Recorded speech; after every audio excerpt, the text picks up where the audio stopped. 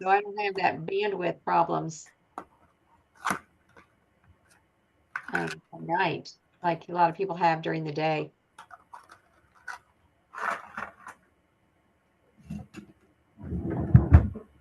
Can you all see the screen okay? Mine just says No. neighborhood recovery, dev has started screen sharing. Yeah, I don't see anything on my screen yet. It's completely black, so I don't know. Oh, there we go. Okay. Oh, and you said my name right. Thank you. All right, so let me let everybody in, and then we can go ahead and get started.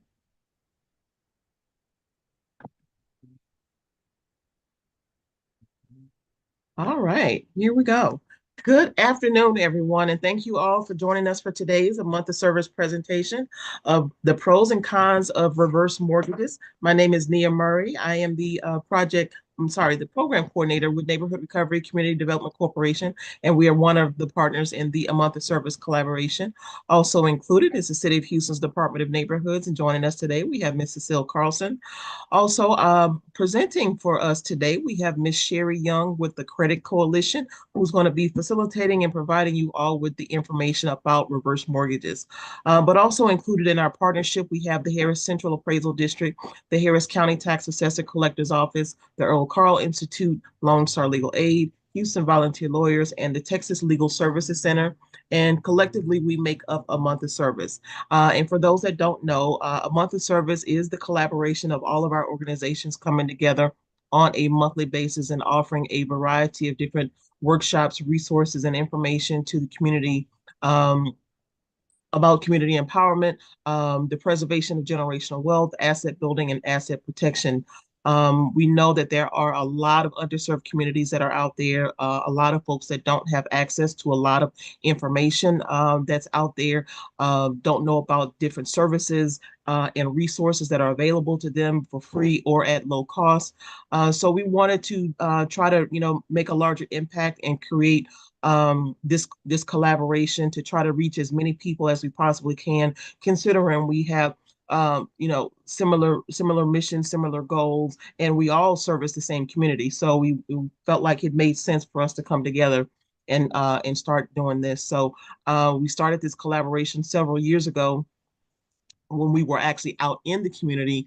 We would pick one particular neighborhood and kind of stay in that area for an entire month, and then go to a different neighborhood and do another series of workshops for an entire month, which is how we kind of came up with A Month of Service. So we want to welcome you all and thank you all for joining us for today.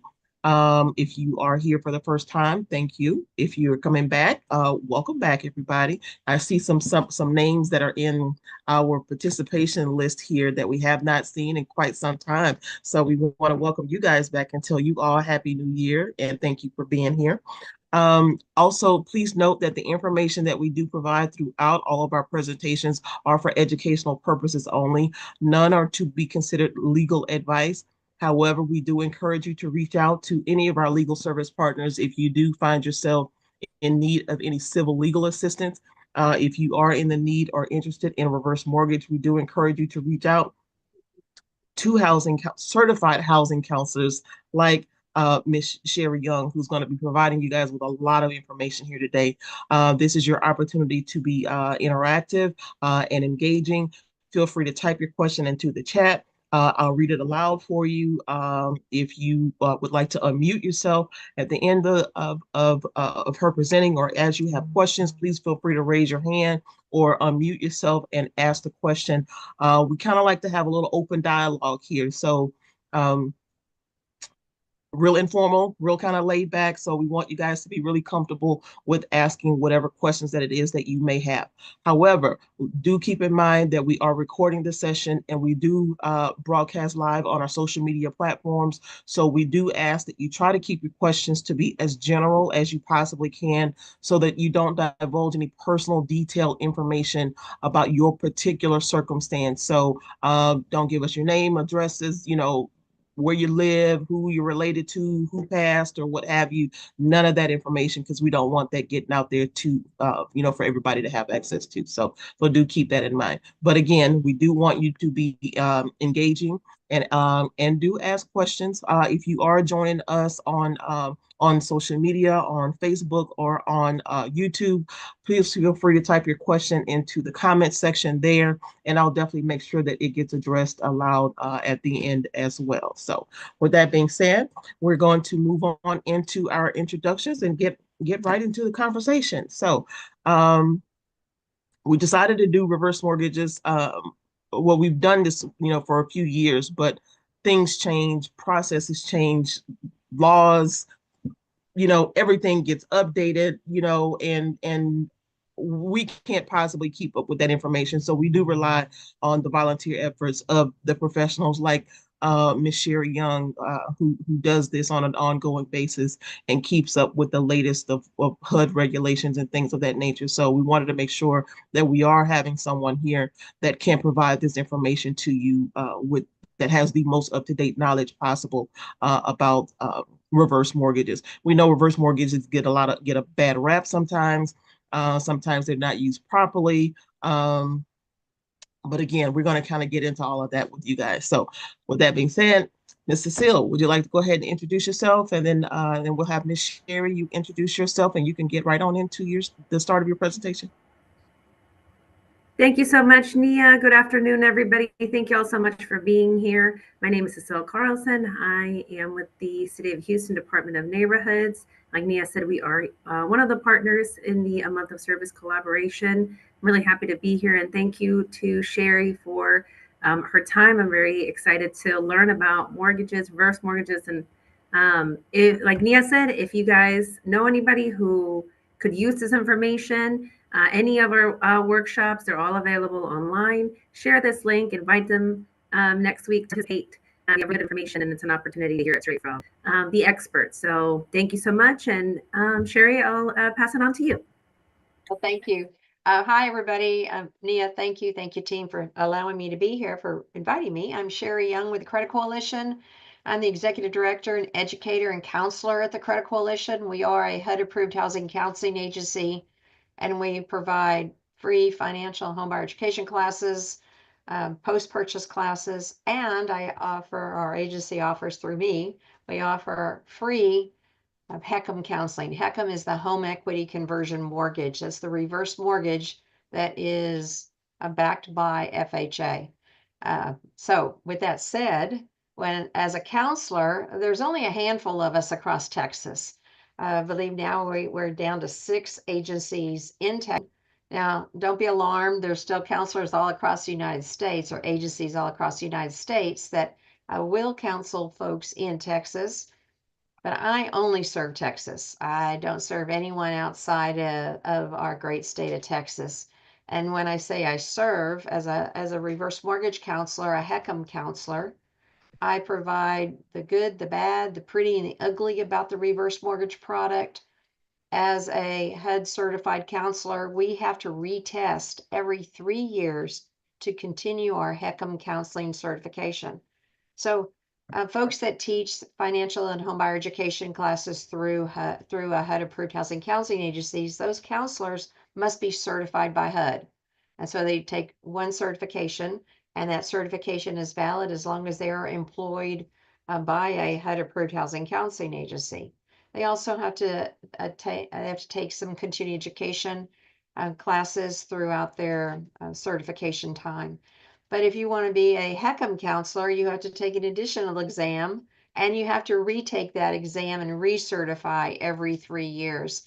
Otherwise, we are not allowed to be placed on what's called the HECM roster. HECM, again, is the home equity conversion mortgage. And if you're interested in pursuing an application with a reverse mortgage lender, one thing is going to be required by HUD is that you must have a counseling session completed with a HECM certified counselor, again, one that's employed by a HUD-approved housing counseling agency. HUD, I'll just try to get through some of the details of what the agencies do and don't do. But again, agencies are allowed to charge for reverse mortgage counseling. And when you reach out to a HUD-approved agency, HUD-approved housing counseling agency with a certified HECM counselor, they're going to let you know what their fees are right away. Some agencies charge fees before they even send you any documentation. They'll ask you for a payment. Other agencies will allow you to pay at closing. If you actually do get your reverse mortgage, they will allow you they allow you to pay with the closing. And then there's some agencies like the Credit Coalition, like us, we don't charge at all. We don't charge for any of the programs and services we offer. And the reason for that is because we're a banker collaborative that was formed back in 1991.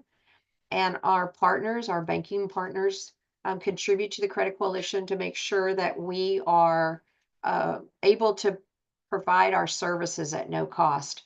None of our banking partners provide the reverse mortgage loan. In fact, we have no relationships with any lender that provides reverse mortgage loans. So we are a total impartial third party. We are here to share again the good, the bad, the pretty, and the ugly about reverse mortgages, but to also share other alternatives that might be available to our clients that are calling about these particular loan products. We're not here to talk you in or out of any loan product or lender, but we do encourage folks to get multiple estimates because you don't know what you're getting. You don't know if you have the best product unless you compare it to other lenders, and that's something lenders will do. Some of the reverse mortgage lenders will not talk to folks. They won't share estimates until they know you've been counseled. So I'm going to talk about some tips and tops to do with a reverse mortgage certificate later on. But just understand that just because you seek reverse mortgage questions or fulfill a counseling session with a HECM certified counselor doesn't mean you have to apply for a reverse mortgage. It's just you can't apply unless they cannot work an application unless you've been counseled. So I'm trying to see here. Yeah, home equity conversion mortgages. Thank you, Nia. Also known as reverse mortgages. There are different types of reverse mortgages. So the HECM is the FHA insured product. It has a lot of protections for its borrowers. I'll share that in a minute. But there's also another type of reverse mortgage, and those are the proprietary products. The products that are not protected under FHA and the FHA mortgage insurance premiums. And so those are usually the proprietary products are usually much more expensive in fees. They cover much more houses that are in excess. They don't cover any value of a home, but they're primarily designed for homes that exceed $1 million in home value. Again, because FHA has a limit on how much of a house, how much of a value of a home you can benefit from with a reverse mortgage.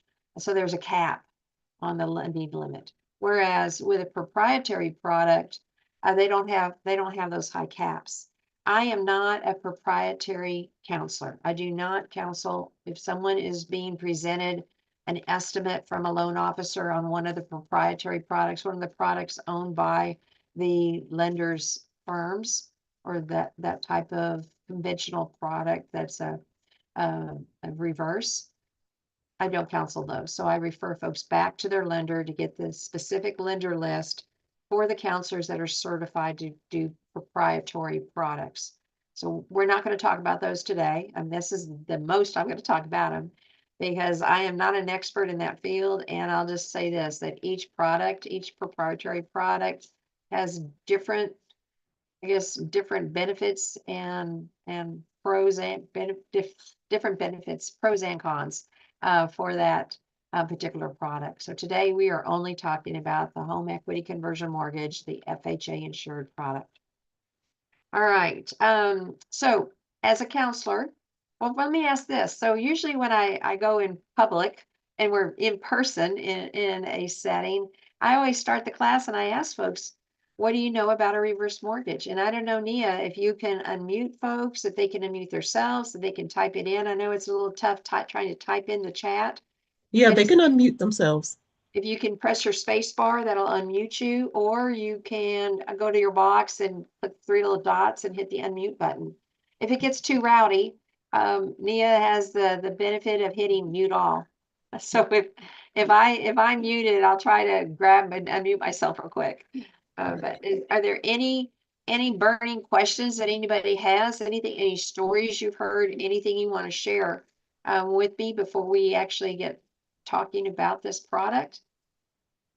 Your mom, okay. Your mom has one on her house. Okay, so that's a good place to start. I'll just say this, if any other comments come in. So that's from C. Brown. So if your family member, let's say your mother, so this case mother or grandmother or aunt or uncle or whoever has a HECM on their home, a home equity conversion mortgage, the heirs may or may not know. Now, this case, the heir doesn't, or the child does know. But in many cases, people I talk to, the person with the reverse mortgage, and I'm going to use the word senior because with a reverse mortgage, you must be at least 62 years of age. I am a senior, so that's not. I'm not trying to say that's a bad word because I wear it proudly. But you have to be at least 62 years of age with a reverse mortgage to be able to qualify for a reverse mortgage. In today's market, you can have what's called a non-borrowing spouse. So this is the person with a reverse mortgage. When they apply for their reverse mortgage, if their spouse is younger than the age of 62, they can do that loan in Texas, but the spouse is not on the loan with them. The spouse does not get the same protections to age in place. Because the benefit of the reverse mortgage is this, it allows the person with the reverse mortgage, the person who's at least 62 or older, to be able to age in place as long as they keep their property taxes paid on time, they keep insurance paid on their home, and it doesn't lapse if it's paid on time. They keep upkeep on their house. They have to live in that home as their primary residence or principal residence for more than they're not in the house in a calendar year. So they can have a second home, they can travel. If they are a couple, they're a couple, both of them are 62 or older and they're both on the loan, then they are both protected to age in place. If one of the two of them pass away, then the survivor on the reverse mortgage still gets to age in place. They're not required to pay a principal and interest payment. So because they're not paying a principal and interest payment, interest accumulates month after month after month after month. And this is what they call a rising debt, falling equity loan. So the loan balance continues to grow and grow and grow and grow. And it could be by the time the last of the two of them pass away, or the last of the two of them, the folks on the original reverse mortgage, the last of the two of them are out of the house due to medical reasons for more than 12 consecutive months, or taxes aren't paid, and the servicer pays those, insurance lapsed, and the servicer adds a forced place policy. These reasons, the loan's going to be called due and payable. Means the loan has to be paid back. And if I'll use my case, if my mother had a reverse mortgage and I wasn't aware that she had a reverse mortgage and she passed away, well, I might be thinking I'm getting a house free and clear because I look at her finances. I see she's been paying taxes and insurance. There's been no mortgage payment. So I may not even be aware that she had a reverse mortgage on her home. After she passes, the reverse mortgage servicer is going to send a letter to the house, and they're going to know through the Social Security death records, they're going to know that my mom passed away. Remember, in this case, I don't know. I'm not like C. Brown here. I don't, let's say I didn't know. I'll get a letter at the house to the estate of, letting me know that they're sorry for the loss, but there's a reverse mortgage on the home. It's being called due and payable. And how does the estate want to take care of it? And there are no payments to be made, no monthly payments. This is paid in full, one lump sum paid. Now, the heirs will get some time if they respond to the reverse mortgage servicer, they respond to the letter and let them know in a timely manner what their intentions are. Do they want to keep the house and pay off this loan with whatever proceeds they have? Do they want to sell the home and recoup whatever equity there might be? Or do they not want to do anything and they ignore the letter? If they ignore the letter, you'll get a second letter. You may even get a third letter. They'll keep coming, trying to try to get whoever's taking care of the paperwork, whoever's receiving mail at the house. They're going to want that person to reach out to the servicer, that company that's sending the statements, so that they can at least determine, how do they want to take care of this payment. And if you didn't know about it, if you didn't know your parents or grandparents had this loan, it may be shocking, because here you thought you're just going to take time, go through probate, or maybe your family did a transfer on death deed. Nia, I know you guys have presentations on the transfer on death deed, correct? Correct. So I'm not going to go too deep here, but you can jump in if you want to say something or if you want to correct me. But with a transfer on death deed, anyone who has a home, you can transfer your deed upon your death by filling out a form. You have to file it with the court, and then upon your death, you have that person they're leaving their house to or transferring the title to, they have to outlive you by at least 5 days. Isn't that correct, Nia? That's correct. And then there has to be a document submitted to prove that you are who you are, and the house becomes yours. So let's say that, and we're hearing this is becoming more and more popular. So let's say that your parent did put you as the transfer on death deed recipient, and now you know this house is actually yours. Well, I'm going to look at two sides of this. I know this is not a transfer on death deed presentation, but it's so important to understand this with the reverse mortgage, that once that happens and once you are now deemed the owner of the property, yes, there's a reverse mortgage on this property, but it's not your reverse mortgage. And the reverse mortgage will still be called due and payable as soon as that title changes into your name. Again, the reverse mortgage servicer will get that notification too. They'll send that letter out now to your name because you're on title of the house, or it still may say to the estate of my mother's name. But because I am now on title to the home, I'm going to have to act most likely pretty fast, because I don't have to wait. I don't have to ask for the servicer to give me time to move this house into my name. It doesn't give me time to go through probate and then to become the person who is entitled to act as the executrix or the executor of my mother's estate, because now it's my house. And so that clock, the initial up to 6 month clock that the servicer gives you through FHA's rulings, it gets that clock to start, because now I don't need that extra time to settle the estate. So the clock starts right away, and the servicer's going to know, what do I want to do? New owner of the home, what do you want to do? You have this reverse mortgage that must be paid off if you want to keep this home. So initially we're allowed the heirs are allowed up to 6 months to settle the estate and pay off the loan. And I'm going long here with this one comment from C. Brown, but if my mom passed, and now if I was not aware, I'm going to get a letter in the mail, I need to open my mother's mail and see this to the estate of, now I'm going to make some phone calls. So on that branch, I make the phone call to the servicer, the company, and I say, I just got this letter, my mom passed away, and they're going to say, I'm sorry, we can't talk to you, because they have no documentation to prove you are the rightful heir. And so you say, okay, then I'm going to complete this form, and I'm going to send this into you, and I'm going to send to you the documents that the form requires: death certificate, a copy of the will, and to show that I'm requesting, in this case, it didn't do the transfer on death. We are just following the steps of that probate process. I need more time to settle my mother's estate.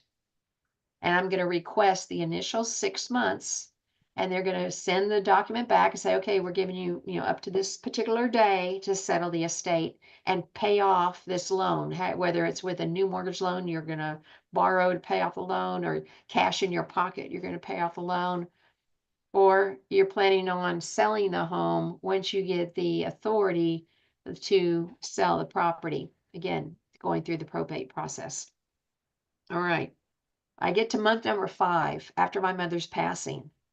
And, I not even have responded to the servicer 3 months into it. 3 months after my mom died, I finally started looking at paperwork and taking care of things. But that 6 month clock starts when my mom passed. And so now I only have a couple of months to settle this. All right, the good news is the person who is trying to settle the estate can then request an additional 90-day extension prior to the 6-month expiration. So if they'll grant it, if you can show them this is what I'm doing, we are finally going through probate. We have a hearing notice on this date. We have a hearing time on this date. You share that information, and then and again, they already have the will. They already have my mother's death certificate. All right, so now I'm going to request that extension, that 90-day extension that's going to get me out 9 months after my mom passed to settle the estate and either sell the house, get the equity, get a loan, pay it off so I can keep it, or if I want, just walk away. All right, so now I'm at month number 8 and we're still not ready. I have the house listed for sale now. We have people showing, but no one has taken the bite. No one has tried to buy it yet. And I can request now one more 90-day extension before the end of that 9 months.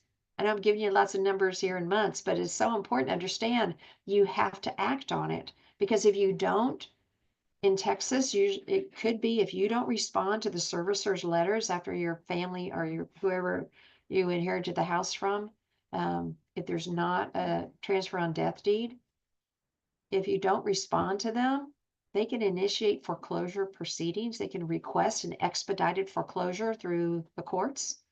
These are judicial foreclosures in Texas because these are home equity loans. So they have to go through the court. But if there's no response from the heirs, the judge could sign the order. This house could go to foreclosure sale before the end of that first 6 months. So it's so important to read the mail, reach out to if you're not the sibling or you're not the person who's going to be taking care of your loved one's estate, then you need to have that conversation with the other people and let them know that it is so important that they follow through on that mail.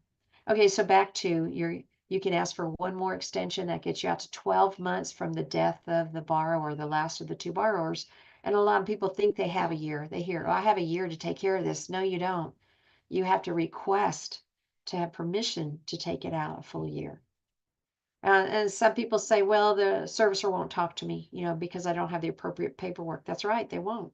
So you're gonna need the appropriate documentation, the will, the death certificate, and then you need to keep in touch with them along the way to let them know what you're doing to satisfy the payoff of this reverse mortgage, to satisfy it.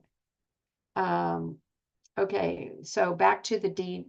I'll come back to the question about the wife being less than 62. I'll come back to that in just a minute.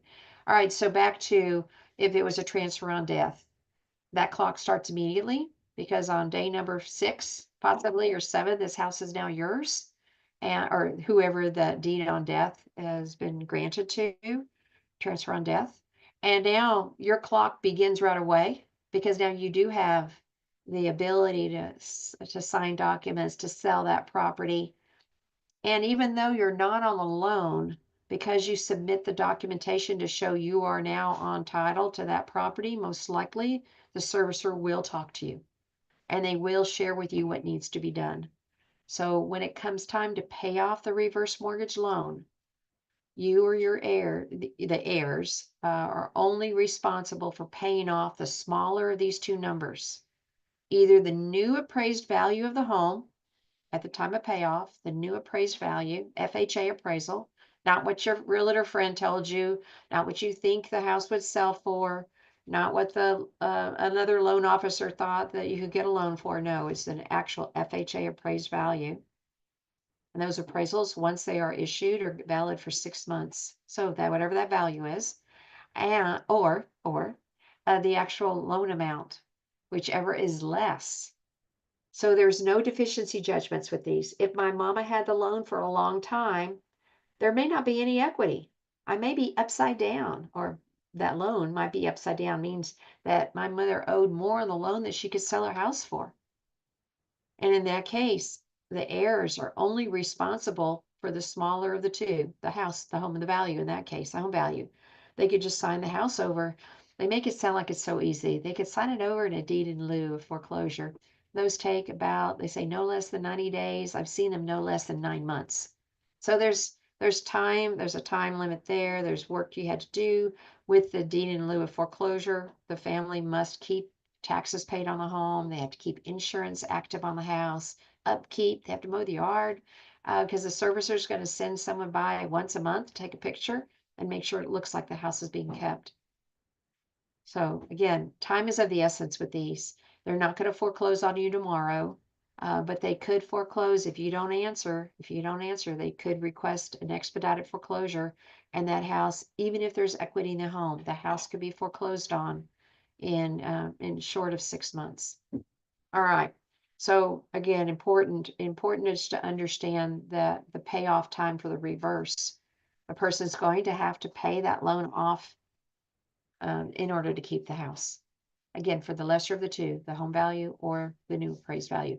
And let me also say something else that has bit some of the families that I've served that trying to purchase their home, or I would say to help, not bit, but helped the person when they were purchasing the house from the estate. They were not on the deed.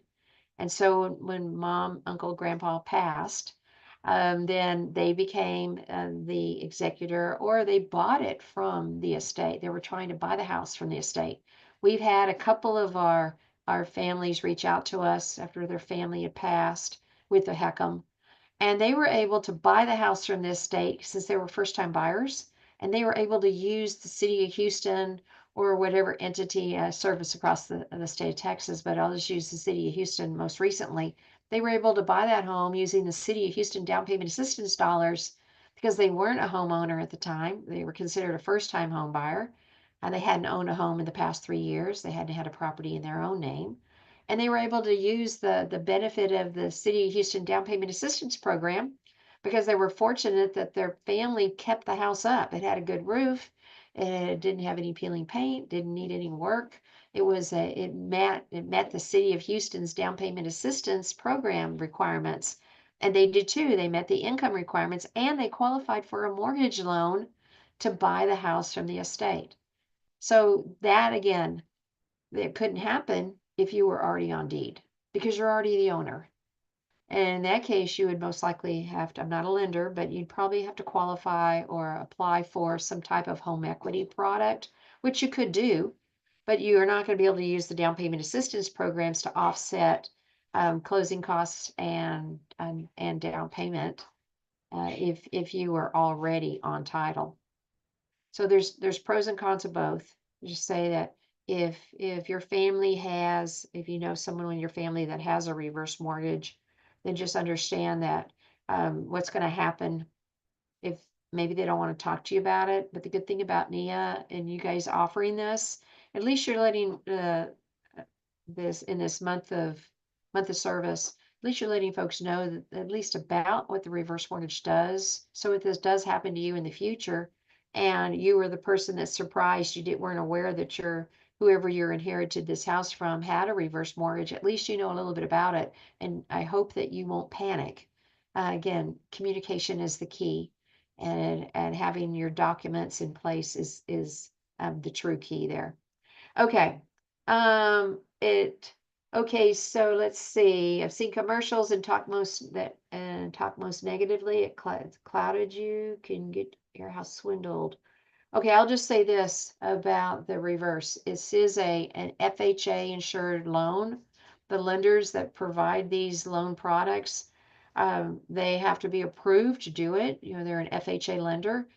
Now I'm not saying though that the reason behind the reverse mortgage may be a swindle, not the reverse itself, the loan product, not the, I personally don't see how the loan itself, and that's my personal opinion, how the loan itself is a swindle because it is an FHA insured product, but the reason behind the loan might be where the swindle is.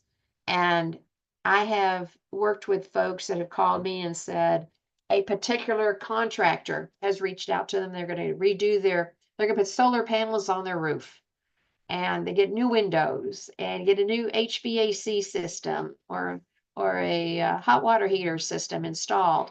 And the contractor suggests that they use a reverse mortgage to get the money.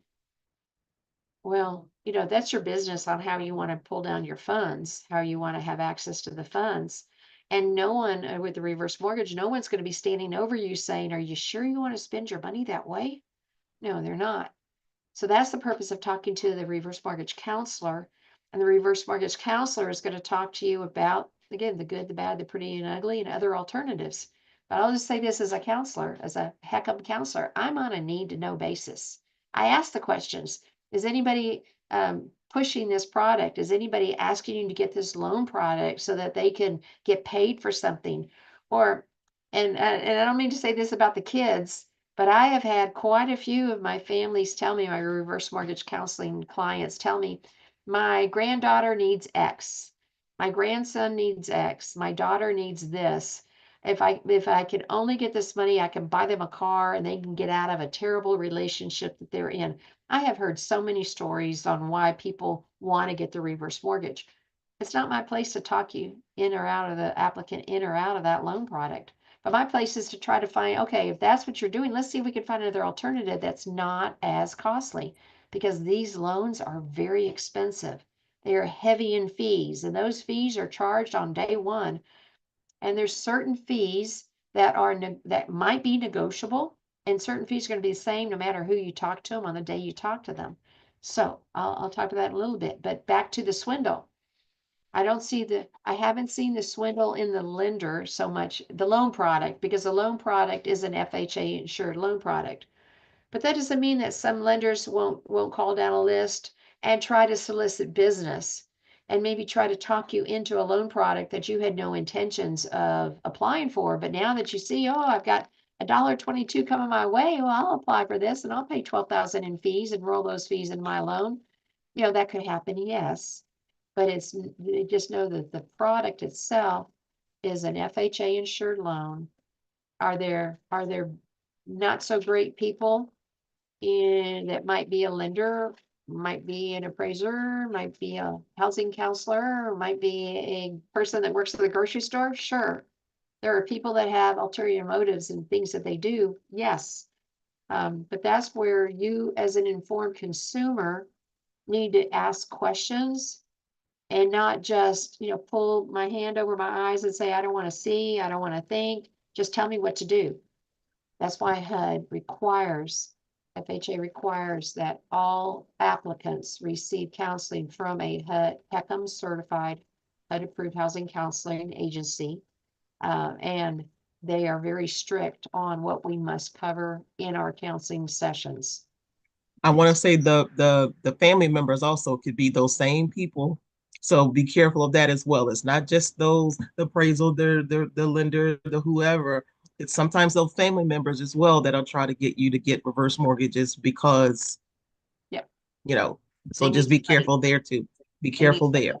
They need some money. And I guess that's the stories I hear, that my granddaughter needs this, my son needs this. I'm the only one that can help the family. We had a really interesting scenario with one of our clients. I'll talk about some reasons. Their place of worship was going into foreclosure. The building was going into foreclosure. And she offered, she wasn't one of the elders of the church, but she knew about the reverse mortgage product. And so she offered to get a reverse mortgage on her home so that she could help the church keep their building from going to foreclosure. Wow. And again, that's what she told me, that's what she wanted to do. And so what I tried to help her, what I did is I tried to help her find other alternatives that she could spread among the church members and her pastor, of other ways that she could possibly save that property from foreclosure. And she said that what ended up happening, she went through the counseling, she thought for sure she was going to take out the loan. But when the other church members saw that what she did, they were inspired and they all came together and they actually passed a plate per se. And they were able to come up with enough money to get to get their building out of foreclosure status. And she did not have to do the reverse mortgage. She didn't have to do it, she said. But people do these for all sorts of reasons.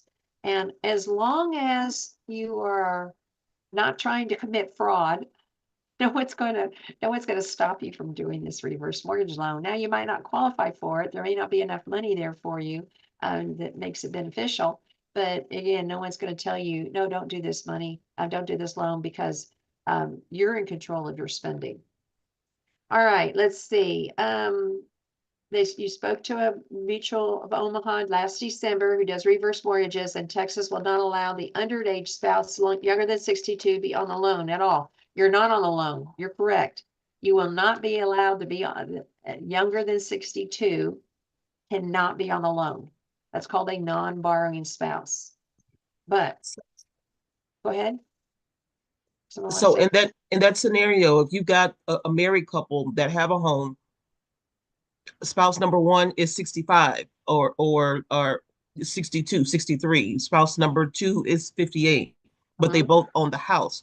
So can they get a partial or just not allowed to be on the loan at all? Like what happens there? So what happens, that's actually a lender decision. And so the way the non-borrowing spouse works, they'll use the age of the two of you, the younger of the two of you. If you're, let's say, I happen to be older than my husband. So let's say Bobby's under the age of 62. It was a long time ago, but let's say I married a very young man 47 years ago. He wouldn't have been able to be born if he was under, I wouldn't have been able to marry him back then if he was that much younger than me. But let's say he was, and he is, and I want to apply for a reverse mortgage loan. We want to apply for a reverse mortgage loan.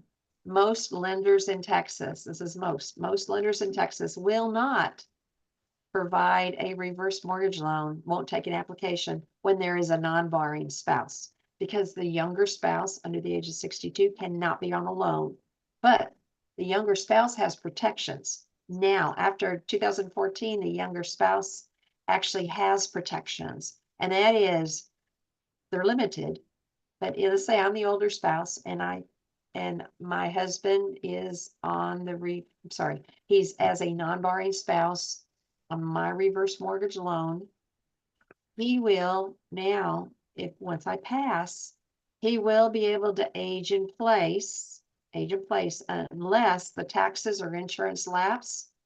And once that the tax bill's not paid, or once that insurance bill lapse or has to be not paid, and then there's a forced place policy, the loan will be called due and payable. Period.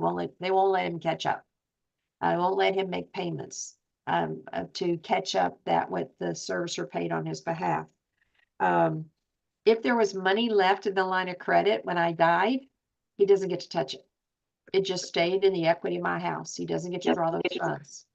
If we were receiving a monthly payment plan, that's another way we could take the money with the reverse mortgage. Let's say we were getting a monthly payment plan, $850 a month, for as long as I remain in the home, not him, because he is the non-borrowing spouse.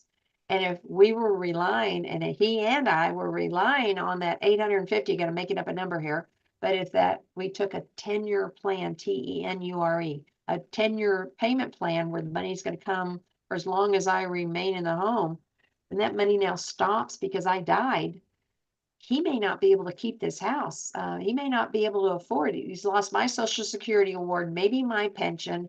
He's only on his. Maybe he does get the greater of the two, or the difference between if I was higher, mine was more than his. But he's lost my side of the income stream in the household, and he may not be able to afford this house. All right, so with that scenario, Texas lenders, I'll say most, because there have been some non-borrowing spouses. I've done counseling for those.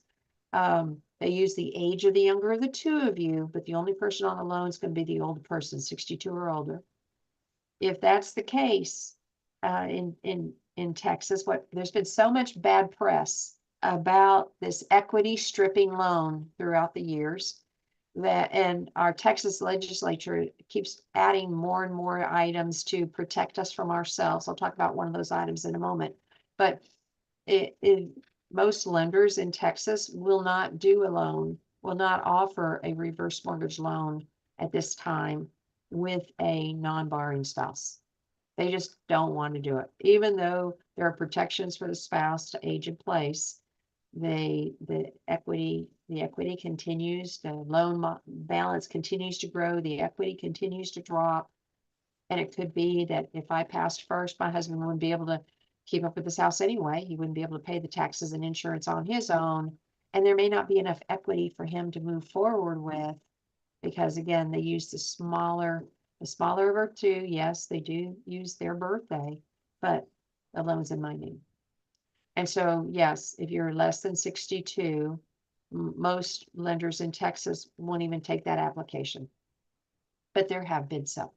So, but across the country, it is used day in and day out. People use them, but also back before, I want to say 2004, 2005, 2006, way back yonder, lenders would come to the household. My spouse is younger than me, and they would take the application only in my name, and they'd have my spouse sign out a quitclaim deed taking their name off title, and so the title's only in my name. And so the reverse mortgage will only be in my name. Again, I'm a lot older than my spouse. We're using that older birthday. And then here I die. And now my husband thinks, okay, well, he'll just continue doing what he's doing. You know, the house is going to be called due, would have been called due and payable. And my spouse, who thought he was going to be able to age in place because that's what he heard, or, you know, this is back before our 2009 protocol was required, where everyone had to be counseled. Whether you're coming off title, you have to be counseled. If you're both spouses, but only one of you are going to be on the loan, you both have to be counseled. You are married, but you're living separately, and that person's name is, because you're legally married, they both have to be counseled. So a lot of rules went into effect in 2009 and to protect both sides of it. So just know that if you are younger than 62, one of the two of you are younger than 62, the lender may tell you, no, we can't go forward with this application. So yeah, that's not that they're being ugly or bad. Think of it this way, it's actually a little bit better for you because it's not putting you in a loan product that you wish you didn't have. Because once you close on your reverse mortgage, you have 3 days to change your mind. And if you don't change your mind during those 3 days, you have this loan.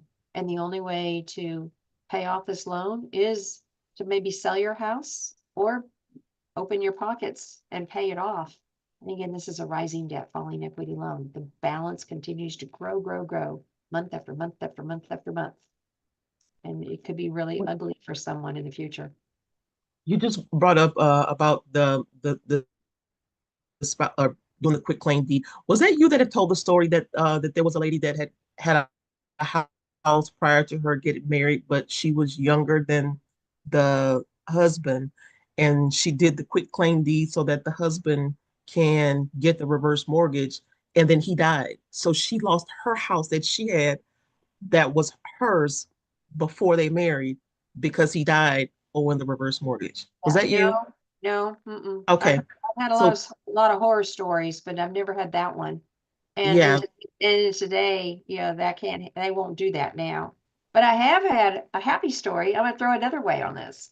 Um, two folks married late in life. They both had previous families. You know, they had children and wives, spouse. Both spouses had passed, and now they became together as a new household. The the new husband wanted to go to China. He wanted to do a trip to China. He was always wanted to go to Europe and China. And she said, I'm not going to travel with you, and you're not going to spend a penny on her house. So they had two homes. And they had, at this time, that one home was in her name, one home was in his name. So they had two homes that they brought into the marriage.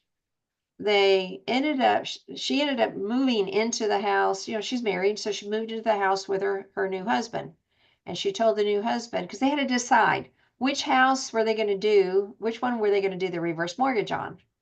And she said, you're not touching mine, because my house, her house from her previous life, she said that's going to go to her heirs free and clear. But whatever he wanted to do to his heirs, he was welcome to do it, because she said she was not waiting with her hand out for their shared house, or his house that they were both living in, because she had her own to go back to. And so he did. He took out the reverse mortgage. They both were on the loan.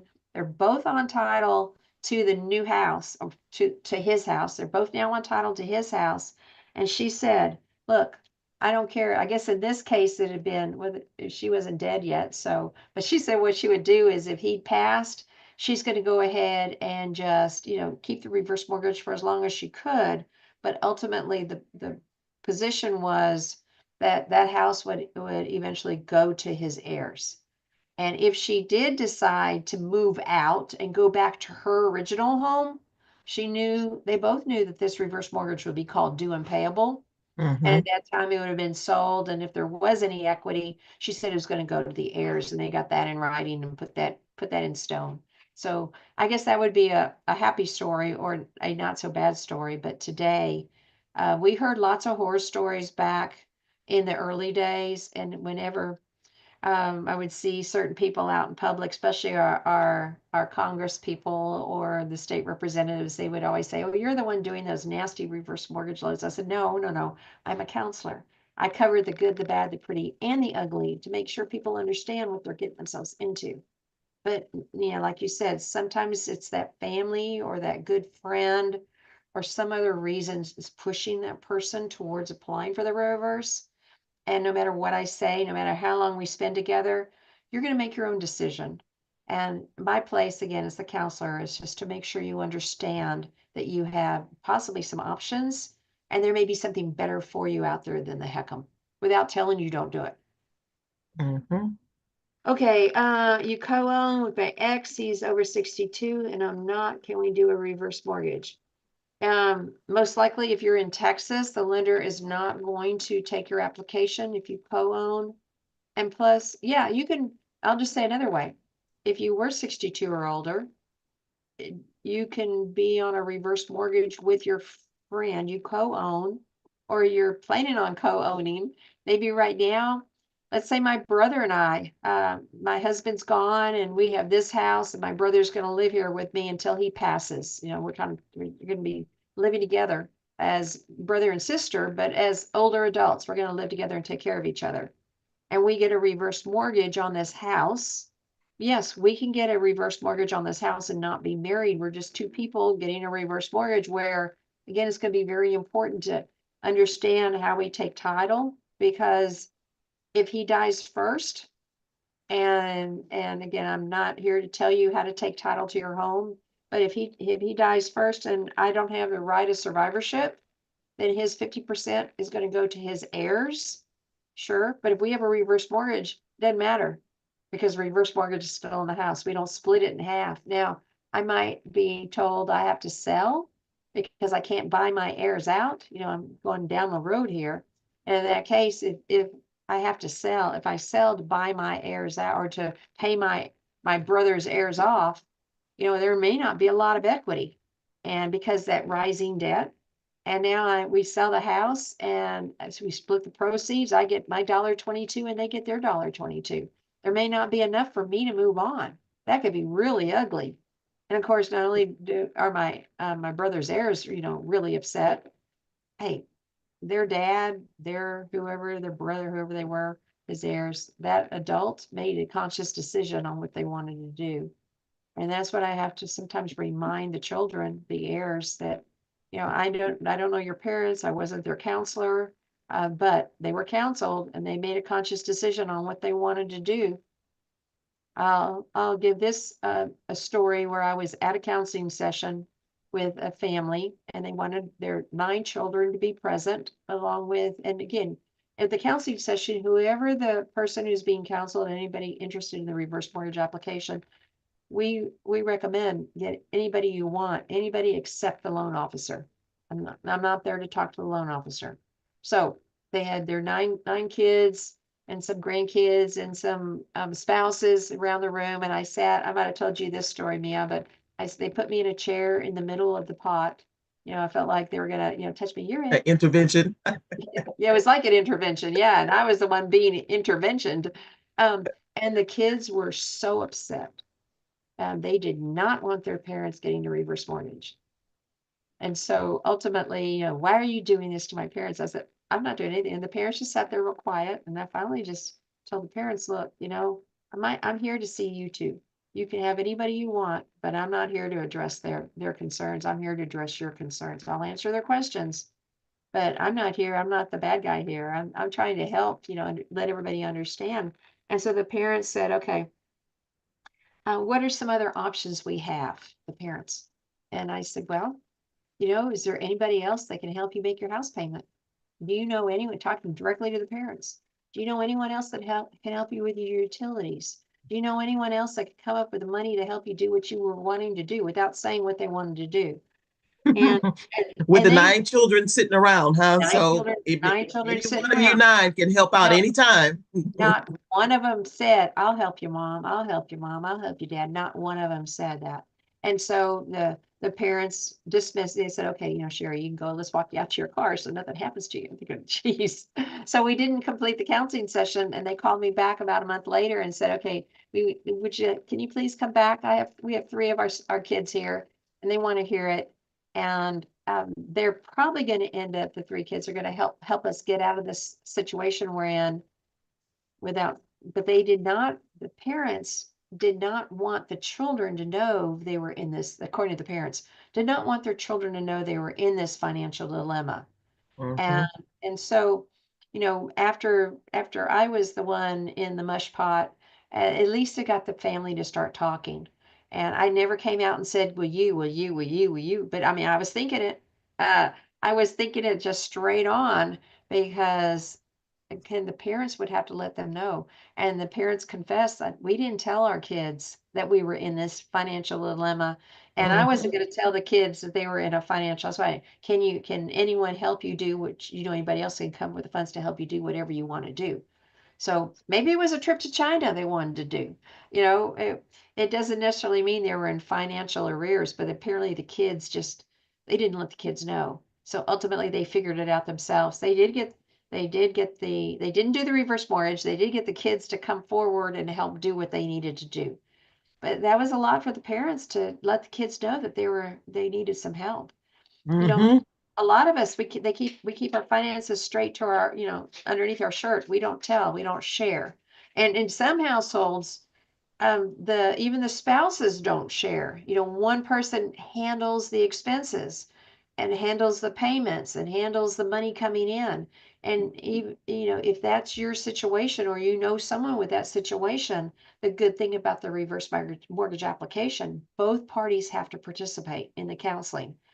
And when I mean participate, they require us as counselors to engage both parties to ask questions by us asking questions to make sure that both parties understand what's happening. And if they don't, if one of the 2 of them or both of them don't seem to know what the heck I've been saying for the last 2 hours, 3 hours in between, different conversations, then as a counselor, I cannot issue a certificate. I have to say that I was not comfortable and I'm not issuing the certificate. So there's that protection built in.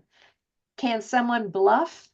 Oh, sure. I know people have heard stories where somebody is bluffed. They definitely have they have Alzheimer's and yet they can bluff their way through.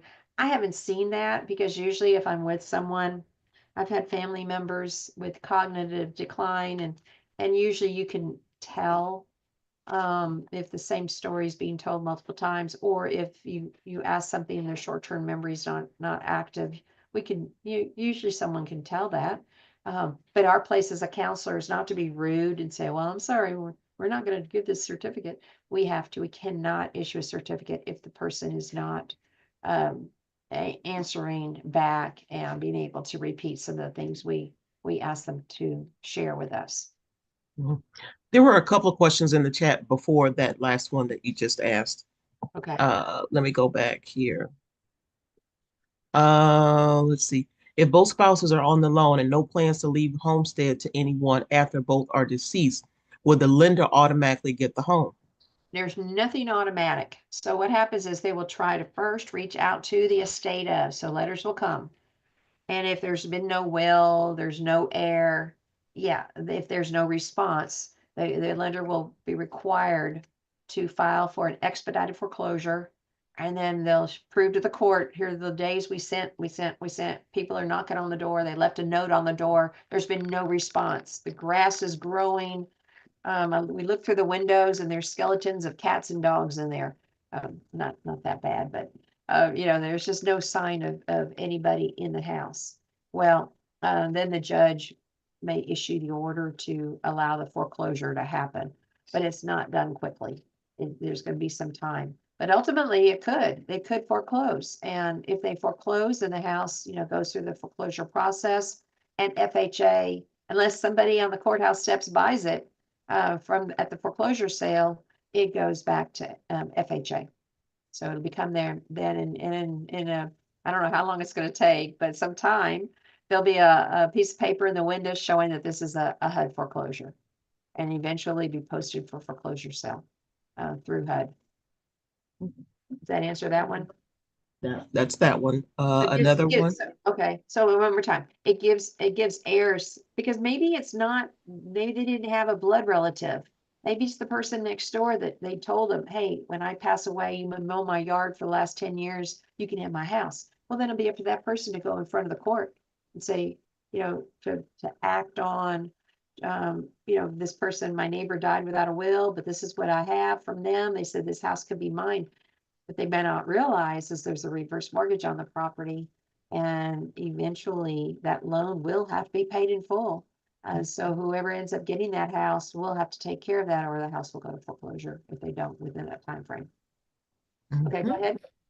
Are you suggesting it is best to have a TOD with a reverse mortgage? And then there's a second part of that question. Does reverse issue? Is it best to have a TOD with a reverse mortgage? Is that a transfer on death? Yes. I'm not saying it's better or not better. I'm just saying that if there is a transfer on death, understand the clock starts right away, because you're already the owner, or whoever was transferred to, they're now owner. They don't need time to settle the estate. So And it doesn't make a difference having a TOD or not having a TOD or having a will. It's still the same thing. You still have to have the mortgage paid off. Yeah, still have to have the mortgage paid off. It's just Mhm. that you might, and it's a big might, you might be able to have an extension of time, extended time, out to that 12-month period after that passed. You might be able to get that, yes, okay, we'll give you that extension easier than if it's already in my name and now I don't need time. I don't need time to put mom's house in my name. I don't need time to be assigned the executor status so I can sell the house, sign the documents to sell, because it's already my name. I can already start the process right now, which would be better if I wasn't going to keep this house, or if I was going to pay this house off. It's better for me as the heir to act on this quickly, because the quicker it is, the less interest is added. Interest continues to add to this loan balance month after month, whether my mom's alive or dead, doesn't matter. Interest continues to accumulate until this loan's paid off in full. But you can pay back a reverse mortgage prior to you passing, though, correct? You can pay at any time. There's no prepayment penalty. And what's good about the reverse mortgage, if I have a line of credit and I'm going to prepay my loan, line of credit means I can borrow more later. I can make withdrawals later. If I have a line of credit and if I prepay, then it opens my line of credit by that amount of money, and I can borrow it again later. So I don't have to apply for a new loan. If I came into an extra $500, then I could, if I don't, what am I going to do with this? Ooh, if I keep it, I might spend it. So let me put this on my reverse mortgage loan, or in this case, a reverse mortgage loan. And then that's going to open up my line of credit by another $500. So if I need to borrow it later, I can borrow it again. Once I borrow it, it's then added to my loan balance again. But when I prepay, it's going to shrink my balance a little bit. And now the next month, my interest that's accumulated is going to be on that shrunk balance, and interest is going to be added and compounded the next month, added. If I prepay, I'm going to pay interest on a little less the following month. So just know that if I draw it out, that 500 is going to be waiting for me as long as the person who owns the reverse mortgage, who's on the reverse mortgage, stays alive. Because if there is money in the line of credit, once the owner of the reverse mortgage passes, the line of credit stops and dies with them. People, that's not fair. My mom still had 23,000 in her line of credit. Good news is, with the line of credit, it hasn't been touched. So it's not on your loan balance yet. You don't owe that 23 because it was never borrowed. So it's not an ugly thing by it not having the money, but we do say in our counseling session, if you feel the big one coming, and you're still alive and in your home, or you're in that medical facility and you haven't been gone for more than 12 months, then go ahead and make your withdrawal and withdraw that money. Now you have that cash that you can disperse how you wanted, because, but it's going to be added to your loan balance. So that means your heirs owe that $23,000 more and interest when it comes time. But that 23 that you drew out to give to your kids, maybe that was sweet. Maybe they like that. I know everybody has different reasons, but yeah, it is. I'm going to get back to the second part of this question, but since you just Okay. mentioned about withdrawing, like if you're in a facility and you withdraw this money, what does that do for your public benefits once you have access to this money that you've taken out on a reverse mortgage? So if you So do a you, withdrawal, you now have this income, or now not income, you now have this asset that you've tapped into. So now you've got this cash sitting in the bank. So could you potentially you would hurt. Okay. So unqualify yourself yes. for those Medicare Benefits, benefits? for benefits, not for Mhm. Medicare, but for Medicaid. Medicaid or Yes. SNAP. Yep. So what we really stress as counselors, we really get into your business and we ask, okay, so what are you receiving SNAP, food stamps? Are you receiving Medicaid? Who pays? You pay the Part B premium when you get your Social Security check. Do they take anything out of it? And so we, as a counselor, we ask that in a lot of different ways, because some people say, no, I don't pay anything because I'm not writing a check every month. So no, I'm not paying it. But that $185 comes out of if you're responsible for paying your Part B. Some people that doesn't happen because you're on Medicaid or and you receive SNAP.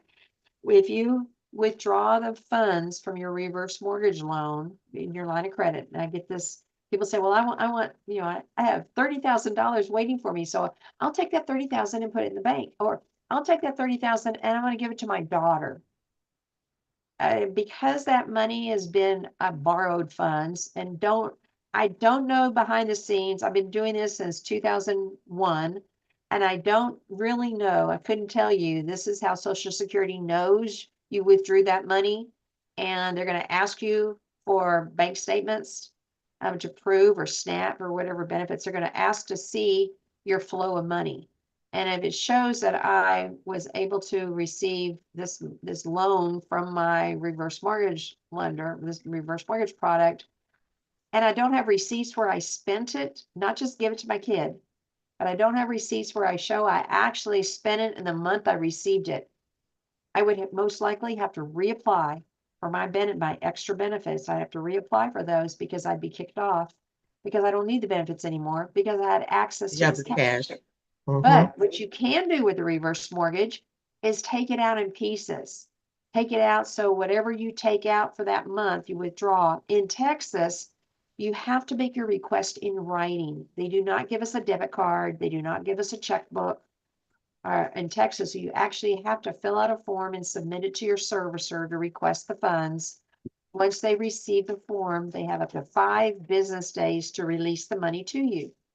So if I knew I was going to put out $5,000 because I was going to get some work done on my house, or I was going to help my granddaughter buy a car, whatever the reason is, and here I am at the third week of the month and I haven't spent the money yet, then I can just turn around and write a check and write a check. I don't know if people still write checks, but I do. Send the money back to my reverse mortgage, prepay my reverse mortgage that amount of money. So there's a paper trail that, okay, yeah, I pulled it, but I didn't use it. So I gave it back, and now it's in your line of credit. And you can draw it next month or next year. You can draw it later where it doesn't affect your benefits. So you have to really watch that. And sometimes, again, like I said, as a counselor, I'm on a need to know basis. And when I'll ask all those questions, and no, no, no. And then I get the documentation. They tell me, well, I only spent $25 in groceries. You only spent $25 every month on groceries? Yeah, that's all I spend. And I said, well, how do you do that? Do you go to the food pantry? Oh, no, I have a card. Okay, well, that's telling me that, okay, now you have SNAP. You don't want to, my suggestion is, my question is, do you want to lose that card? Can you feed yourself on $25 a month? And oh, no, no, I had no intentions of losing this card. All right, then we need to talk about how you can draw these monies out. You still have access to them, but you have to spread them out over time. so that I you want, don't jeopardize that $2,000 at the end of the account, too much in assets. The reverse mortgage loan is not considered income. It's a loan. It's not income. But once you draw the funds, that's an asset, and they're going to see the benefits. They're going to want to see how you spent it or if you spent it.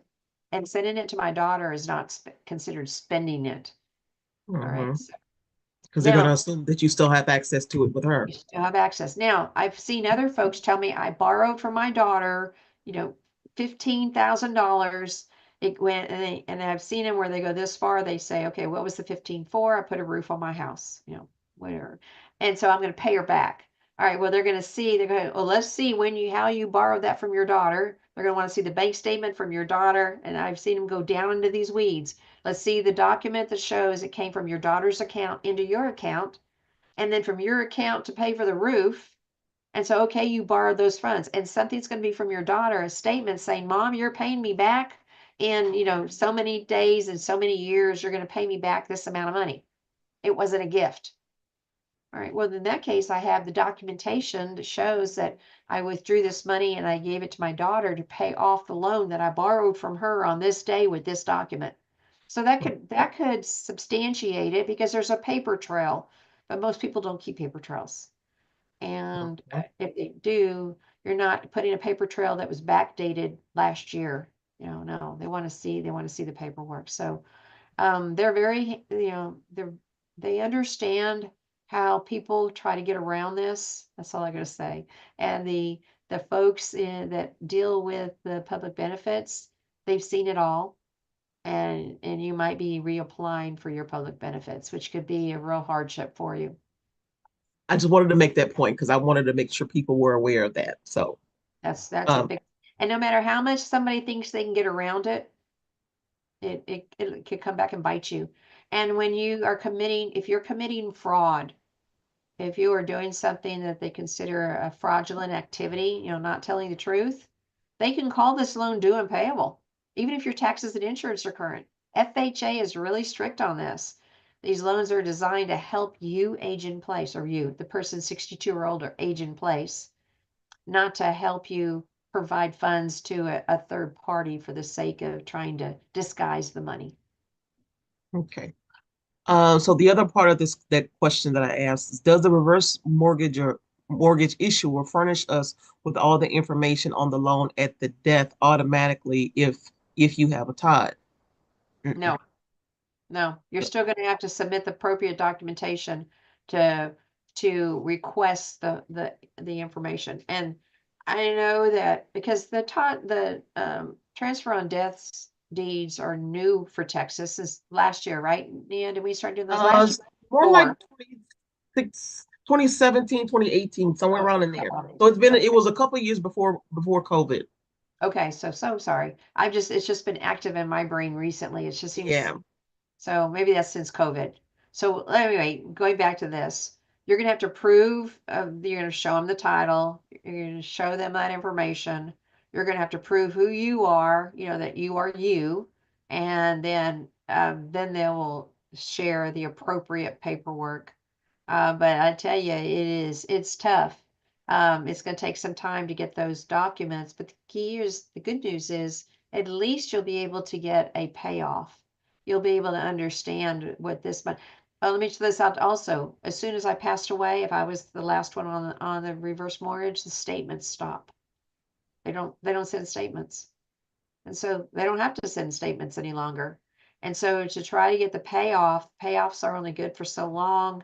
And it is a bit rough. And think of this also. I know that when my mom passed away, it took me about 2.5 years to get out of the hole I was in. I mean, I took care of her house, but I just wasn't ready to do anything with her estate. I wasn't get, I mean, I still have, my mom passed in 2007. We have a room upstairs that's still full of all of her stuff. I'm on a side note, I'm going to visit my daughter. No, none of my kids wanted her things, her silver, her place settings, her special rose colored glasses. None of them want it. But I'm going to take a box. I'm going to go visit my daughter this next end of the week. And I'm going to take a couple of boxes of things to her and just tell her, if you don't want it, you deal with it. You can have it. She wanted her jewelry. She surely wanted my mom's jewelry, but now I'm going to bring her a lot of the other things, and I say don't take backs because they're yours to deal with, and my feelings aren't going to be hurt if she, sells them in a garage sale. It's been a long time, and I haven't unpacked them either. So, but a lot of our kids don't want our stuff. A lot of our kids don't care about our stuff these days. Mhm. I understand, but what they do care about is that house. And if there is any equity, or if they do care about the house, if there is any equity, then it's going to be prudent for their heirs to act on this payoff as quick as possible. And because ultimately, if they do nothing, the house will go to foreclosure through a judicial foreclosure.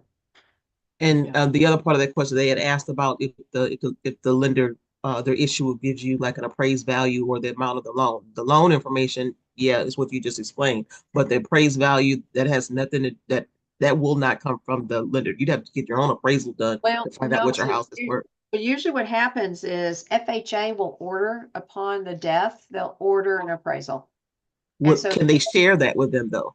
yes, they will, because what'll happen is the heirs will be responsible for paying back the lesser of the two, the actual appraised value or the actual loan amount.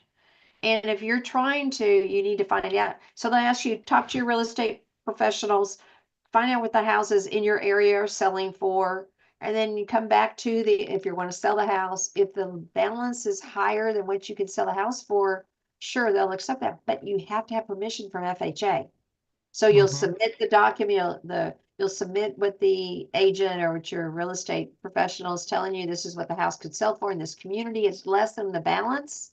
So in order to sell it, for FHA to accept a smaller amount, smaller than a loan amount, they're gonna have to give permission for that, the FHA Like a under, short sale. like a short sale. So Mhm. you still have to have permission. You can't just say, well, the rules say you can take less.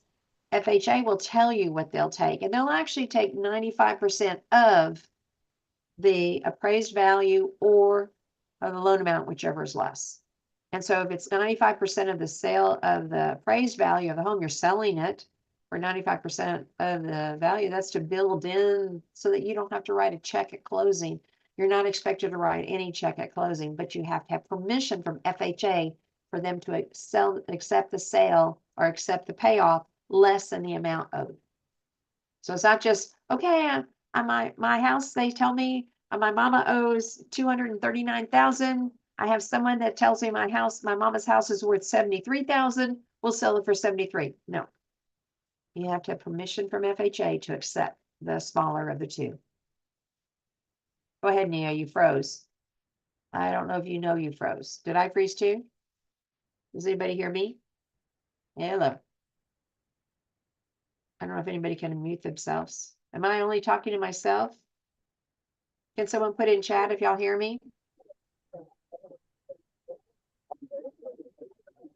Yeah, okay, so you can hear me, we just can't hear Nia. Okay, so Nia has left the boxes. Maybe she'll. Grace, did you have a question for us? No? Okay, we're getting feedback from someone, but I don't know who. Okay, so is someone trying to talk to me? Okay, thank you, Grace.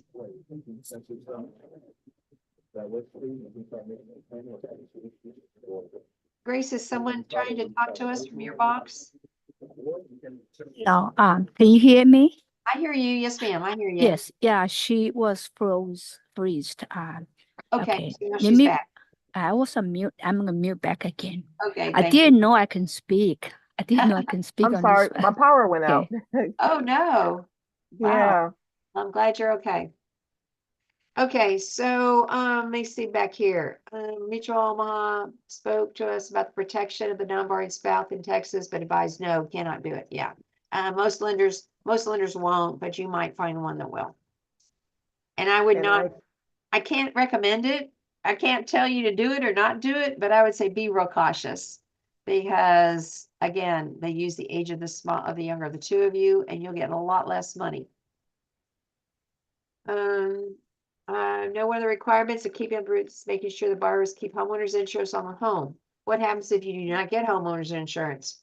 All right, so if as a condition of the reverse, I must keep my property taxes paid. Another question is about insurance, but I want to jump in about property taxes. I talked to, I'd say 8 out of 10 of the folks I talk to about property taxes tell me that they are exempt from property taxes. They're not. They're not. They have an outstanding tax bill because they thought that because they turned 65, that they don't have to pay taxes anymore because they've heard that when you're 65, you're exempt. No, you just have larger exemptions. And yes, end of 2023, our Texas legislature met and provided us a bigger exemption amount for our school taxes. So for a lot of our seniors, people that are 65 and older with your over 65 homestead, you may have a very small tax liability, or maybe your exemption is so large that you don't have taxes that are owed. But that you may be thinking about your school tax, your Harris County appraisal district, your Brazoria County, your county district. But are you in a MUD district? Because if you're in a MUD district, a municipal utility district, you don't get that large discount that the school tax gives us, or that the school districts give us, or that the Harris County or the counties give us. And you may have a MUD tax that you're delinquent on and didn't even realize it because you just assumed your taxes were either being paid or that you had no liability. So it's very important for you to take a look at your county district, county appraisal district, just to see what is your tax liability. Because okay, and I'm going to run to insurance. With today's insurance, for a lot of us, we've had insurance. My neighbors next door have had insurance with one large insurance carrier for the past 25 years.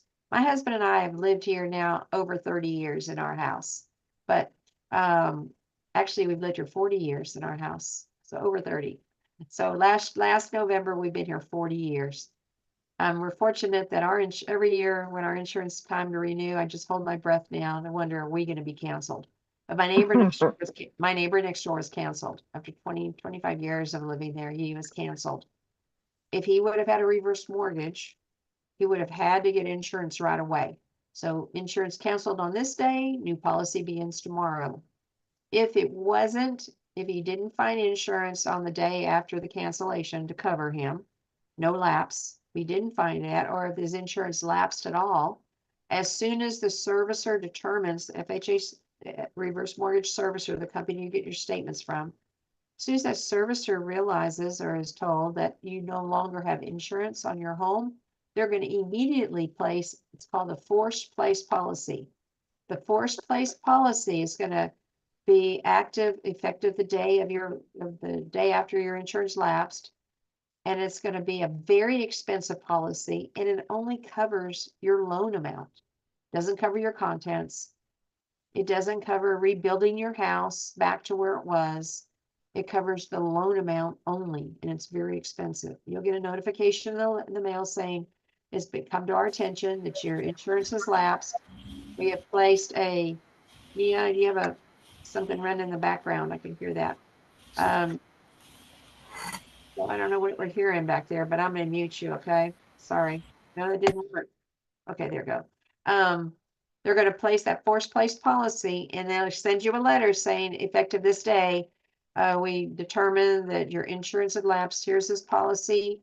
We're gonna highly recommend, and the servicer is telling you, highly recommend you get your own insurance because we are assigning this to your loan now, and you have 30 days to find a policy and pay us back for whatever we fronted on your behalf. And it's a very expensive policy. And if your insurance lapsed because maybe something happened, maybe you didn't pay it. Maybe if you didn't pay it, you can call them and get it reinstated, but maybe they drove by and didn't like your roof. They drove by, we just had someone send us a picture. They didn't like their driveway. The driveway was cracked up. And they canceled the insurance policy because of the decay or the decay of the driveway. Anyway, we referred them over to I think I may even refer them over to you, Nia. But we referred them over for legal assistance to try to find out, is that a really valid reason for the insurance to lapse or the insurance be canceled? So anyway, once that insurance policy lapses, they'll place a forced place policy. And let's say it takes 2 weeks for me to find my own insurance. Okay, now I have my own insurance. I send them the new insurance binder with the mortgagee clause. There were 2 weeks that I didn't have coverage. So I will only be billed for the 2 weeks that I had this very expensive policy. The servicer is going to ask me to pay that amount back in the next 30 days. If it's more than I can cough up and right away, then I can ask them for a repayment plan. But they don't have to give it unless I'm 82 and older, and I'm in a position where I am my health is poor, and it would be a hardship for me to leave my house. So again, insurance is very important. You have to keep insurance on your home. And if you don't get insurance, let's say that when you're ready to apply for the reverse mortgage, you're applying for the loan, and they're going to ask you, have you had any late payments in the last 12 to 24 months on your mortgage? If you have a existing mortgage, have you been late in paying your property taxes or homeowner's insurance in the past 2 years? And if they see that you have, you tell them yes or no. If you have been late or your insurance has lapsed in the last 2 years and you don't have a policy now, then they could still continue with the reverse mortgage, but they would assign what's called a life expectancy set aside. The life expectancy set aside would be something that the FHA underwriter would assign to your loan. And the life expectancy set aside would include whatever the life expectancy is of the younger of the two of you, out your taxes and insurance projected out for that many years. And so right now I'm working with someone who has a life expectancy set aside of about $37,000 based on how many years their life expectancy says and their current taxes and insurance bill. They can do the reverse mortgage. When the reverse mortgage lender calculates how much money you can borrow, they'll take, again, the appraised value of the home, the age of the younger of the two of you, there's more than one, and then it's called the expected rate. It's the 10-year average, the 10-year treasury. So it's an interest rate. They put it into an equation, and it spits out what's called a principal limit. That's how much you can work with. My house is worth $200,000. When all these numbers go in there, my house is where I'm able to touch 120. These don't hold these numbers to me because it depends on your age, depends on the value of your home. Okay, so let's say though, when it all comes down, I have 120,000 I can work with. Well, if there is what they'll do first is they'll let you finance your fees. So they'll calculate your fees, certain fees. 2% is your upfront mortgage insurance premium, not negotiable. I'm going to send to Nia. I already have, I believe I shared with her 4 different attachments, and a lot of this reading material that I'm sharing with Nia to share with you for anybody on the call. This is what I put in the pre-counseling packet. So if you're saying, what is Sherry saying? You don't have to worry about taking notes. You can take notes, but all this information is in the paperwork that I'm going to be sharing with y'all after this call, or that Nia's going to be sharing with you after this call. But back to the numbers, there's certain fees that are charged to you, to everyone. One is 2% of the value of your home for an upfront mortgage insurance premium, not negotiable. Then there's an origination fee. This is something that could be negotiable, where lenders are allowed to charge up to 2% of the first 200,000 of your home value, 1% of anything over that, added to that, with it not to exceed $6,000. So, but that could be negotiable. You could get that less. If your house doesn't appraise to at least the amount of money, the 2% of the first 200,000 value, doesn't come up to at least $2,500, they can charge you a full $2,500. So again, that's a cap there, or $6,000 if your house is valued higher, and it's 2% of the first 200,000, and then 1% of anything over that, not to exceed $6,000. And then there's your regular closing costs, appraisals, surveys, credit reports. They even build in a counseling fee. Even if you use an agency that's charging you zero, it doesn't matter. They still build something into the fee, in the estimated fees.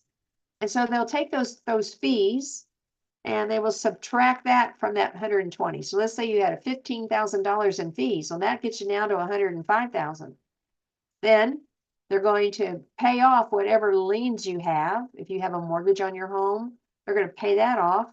Let's say I owed 60,000. So what does that get me now? I'm at 45,000. And then if there's a life expectancy set aside of 37,000, that freezes that money. So now I only have about $3,000 available to me. That could be real ugly if I was expecting to have 40,000. So they're going to look at all these different scenarios, and you're going to get an estimate from your housing counselor. The housing counselors, what we do is we don't tell you if you must have a life expectancy set aside. The loan officer cannot tell you if you must have a life expectancy set aside. It's the FHA underwriter. But if you tell that loan officer, look, I like the idea of you guys paying my tax bill and my insurance bill every year. That's that life expectancy set aside. They will include it. Or if you say, I want to pay it myself, but I've been late. Well, the FHA underwriter may say, caution, caution. This person hasn't paid their taxes and insurance in the past. Then FHA, in order to do this loan, they need to certify and verify that, yes, your taxes and insurance are going to be paid going forward. They won't put that life expectancy set aside in there and make that a mandate. You could come back and say, no, I don't like this. These numbers aren't good enough for me. Thank you very much. My house is worth 200,000 and all I'm getting is, $3,000 in my hand. No, thank you. Well, you paid off your existing mortgage. You had that life expectancy set aside, but it may not yield you the amount of money that you wanted in your hand. So that's where the counselors come in. We talk about numbers.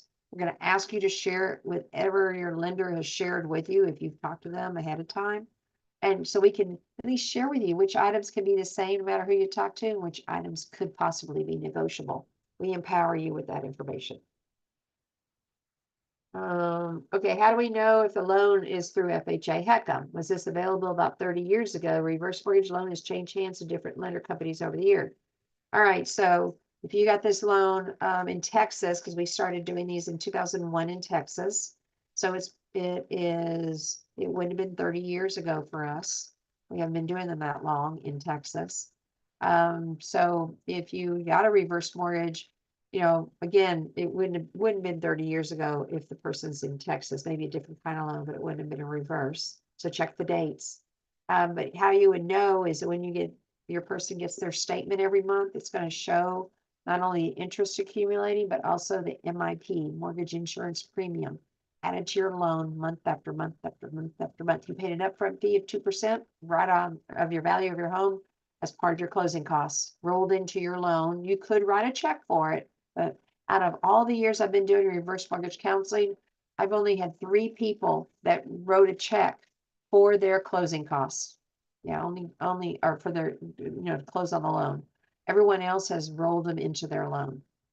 But you're going to see that now, as far as the reverse mortgage lenders change hands. So what happens is this is called the servicing. You're going to receive a statement. Your loan came from a certain company, but the servicing rights, the people who send you the statements, that can change. It can change once a year. It can change multiple times. The servicing rights are handled by most likely a third-party company. It may even have the same name of the company that your loans originated with or started with, but it's probably a subsidiary of that company, and that can change. So I don't know if anybody here has a traditional mortgage loan, but they build in the cost of taking care of your paperwork in your loan. I mean, that's just part of in the interest rate, in the fees. That's all built in. With the reverse mortgage, the taking care of the servicing is built into a section called the margin, the lender's margin. Lender's margin is one of those costs that can be different from lender to lender and even different from product to product, even within the same company. So something you as the borrower or the person with a reverse mortgage is going to be taking care of paying for as part of their regular fees. And with that said, the servicing rights can change from year to year. The company that takes care of the paperwork, they bid that.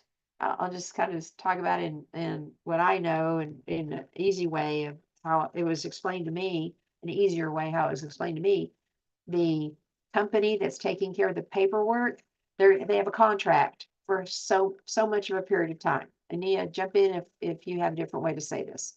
So they have a contract, let's say for a year of taking care of the paperwork, and they get paid, I'm going to make this up, a nickel for every statement they send out. It's probably not that much, but every statement they send out and every customer of that particular lender, they're going to make sure the taxes are paid, the insurance is paid, that they're living in the house. So they do this work behind the scenes. They get paid, let's say, a nickel for every customer under this one lender. And then they take care of the servicing. Well, when it's time for the contract to be renewed, servicer BC decides they're going to bid out. They're going to bid, and they say, I can do that work for 4 cents. And so now they win. They win the bid at 4 cents a file, 4 cents a statement, or however that's worked. And so now by paying a penny less per month, per client, per statement, that's a lot of money in savings to the company that has to pay that third party to service the loan. So that's how your servicing could be different. Also, with the FHA HECM loan, by the time your loan balance grows up to be about 95, 98% of, usually it's 1.5 times the appraised value of your house when you originally took out the reverse mortgage loan, your servicing is automatically transferred to HUD, to FHA. They take over the servicing. And today, the HUD servicer is CompuLink. It was NoBad for years. It was, I'm just having a McNutt, I think it was McNutt. I'm having a mind fog when I first started doing this. So it's been a lot of different servicers through the years. Just know that the servicer is who you receive your statements from. And yes, that can change, but the conditions of your loan don't change. What changes though every month, no matter who the servicer is your balance. It grows and grows and grows over time, rising debt, falling equity loan. Yeah, so check what you can do is from your mom, take a look at her statements. Some of the statements even say when that loan was originated, what year it was originated, a month and year. So, take a look at the statement. And if not, ask your mom. And while your mother's alive, or while your parent or your grandparent's alive, they can add anybody as a third party that they would be able to talk to, give permission to talk to on the parent's behalf or the reverse mortgage holder's behalf. So maybe you're a power of attorney, a durable power of attorney, or maybe you're just the third party. They say, talk to my kid. They're going to ask you questions and I give permission for you to talk to my kid. But just know that once that mama dies, the owner of that reverse mortgage dies, that agreement dies with her. The power of attorney does not live with her. The power of attorney goes away. And now between you and the servicer, the good news is if you were already listed as a third party, at least you're in the notes. And they're still going to request that death certificate, and they're going to request that a copy of the will, if there is one. And if not, there's not a copy of the will, then you're going to need time to go through probate for that. And we always refer folks to legal aid to start, Lone Star Legal Aid or Thurgood Marshall School of Law, the legal Houston aid volunteer lawyers. Yeah, Houston volunteer lawyers. So we recommend you contact the free legal resources to see if you can get representation that way at no cost. Okay. All right. So I don't see any other questions. I think we talked about this, everything on here. So go ahead, Dan. I was going to say, when my computer shut down, it took off, so I can't see any other questions that were there prior to. So Yeah. I don't know what has not been asked. I think everything is here. I don't see anything that wasn't asked. It says under A, we talked about the non-barring spouse. What happens if you both are on the loan, you both die? Loan processed. How do we know it's a HECM? Look at your statement to see if the MIP, mortgage insurance premium, is added. And it may have also an FHA case number on your statement, in addition to your loan number. You can't do Let, the me- let me reverse. let Okay. me also verify it too while you're going back through the questions. Um, when you get a reverse mortgage, it's optional for you that if you want to take it all out at once or set up a line of credit for it. Or does the loan servicer, or not servicer, the reverse mortgage issuer, are they the ones that set it up or tell you which one you get, or is it optional? Okay, so what happens is it's your choice, how you want your funds. And so with rulings now with HUD, we're not allowed to touch more than 60% of our allocation the first calendar year, first year. And so they calculate how much money we can draw down, and they're going to look at, okay, how much were we required to use of the reverse mortgage? If we're paying off an existing mortgage, that's required. Your fees, that's required. And if there's any other set aside for the first year, that's required. Sometimes you can do a repair set aside where they'll allow you as a minor repair. Maybe the hot water heater looks like it's on its last leg. They say, okay, you can build this reverse mortgage into the reverse mortgage. You can build in a repair or a replacement of your hot water heater, and then freeze, say $1,500, and let you hire your own plumber to install a hot water heater. And then once the repair is completed or replacement is completed, you can submit the invoice to FHA, but they'll send the appraiser back out to make sure the work was done to FHA standards. And once it's been signed off and it was done to standards, then they can release the funds to pay the invoice. I mean, that could be all part of that initial offset of funds. If those dollars are more than 60%, 60% of your original amount that's allowed to you after, again, they take the age of the younger of the two of you, the value of the home based on a real appraisal when that time comes, and the expected interest rate into an equation. If it's more than 60% that you can touch, and that you've used more than 60% just to pay off your current mortgage loan and pay your fees and whatever set aside there might have been required initially that they had to pay out. Okay, but that said, they will then allow you to have up to 10% of that principal limit. So if my principal limit was 120,000, and I am touching more than, just to pay off my mortgage loan, it's more than 60% of that 120,000 plus fee, and my fees included, then I can have 10% of the 120. So I could have, what is that? 12,600. 12,000. Mhm. Or 12,200, 12,000 period. 12,000, 120,000. I could have that I could have that if that amount is available to me, if I still have that much in that's available for me to draw down.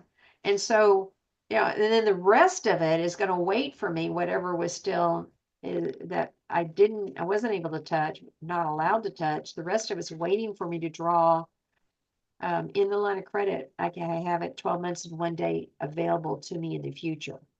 Now, I could also take a monthly payment plan for as long as me or my spouse, whoever, whichever the two of us, as long as we're both on loan, whichever the two of us are able to, when we age in place, as long as one of us are in the house, one of us has not been out for more than 12, the survivor has not been out of the house for more than 12 consecutive months, we can get that monthly tenure plan, TENURE, that payment to come month after month after month after month until the last of the two of us are out of the house. So yeah, you're going to be able to tell the lender. Now, I've had people tell me, okay, my loan officer said I had to take it all. No, there's no rule that says you have to take it all. But in order to negotiate sometimes some better fees, they may tell you you have to take it all in order for you to get a lower margin. Because what happens is if I take it all, what I'm entitled to the first year, not all of the money, but what I'm entitled to the first year, that no more than that 60%. If I do take that all the first year, then my balance starts out higher, and it's going to accumulate more interest. So sorry. It's going to accumulate more interest, and then it's going to give ultimately whoever is the investor on this loan is going to make more money when this loan is finally paid in full. Hmm. But you make it, Another, the person who's borrowing the money, you tell them how I want my money. I want, maybe I only want, like I said, we're trying to keep from losing our benefits. So I'm only going to withdraw $2,500 the first draw. And then I'm going to just sit back and see, maybe I have, 10,000 waiting for me the first year and 40,000 the second year. All right. So I'm going to start with 2,500, make sure I spend that down. So there's no more than $2,000 in my bank account, or no more than 3,000 if I'm a couple at the end of the month. And then, 4 months later, I'll draw down another 1,500 or 3,000 or whatever, but I just can't exceed that first, in this case, $10,000 that first year. Might be another 100,000 the first year. Depends on the value of your home and your age. is it usually the case the house is worth more than the actual loan amount due? I think the original loan amount was for 30,000. The houses in the area sell for much more. What happens if I choose to sell? If the original loan was 30, and depends on how many years we've had that loan, years after years after year, that $30,000 loan that I got Could be 15 years easily. ago could now be almost 200,000, depending on what the interest Hmm. rate. And my house does not rise in value as quick as the That's interest the interest on rate. my Hmm. balance. So that's something you consider. When people tell me and they call me and they say, I'm so mad that they did that to my mother, that she had this loan, and that's terrible. She only got 30,000. I said, well, 30,000, apparently your mom chose that. So if 30,000 was available to her then, that's all she got. She spent it on something.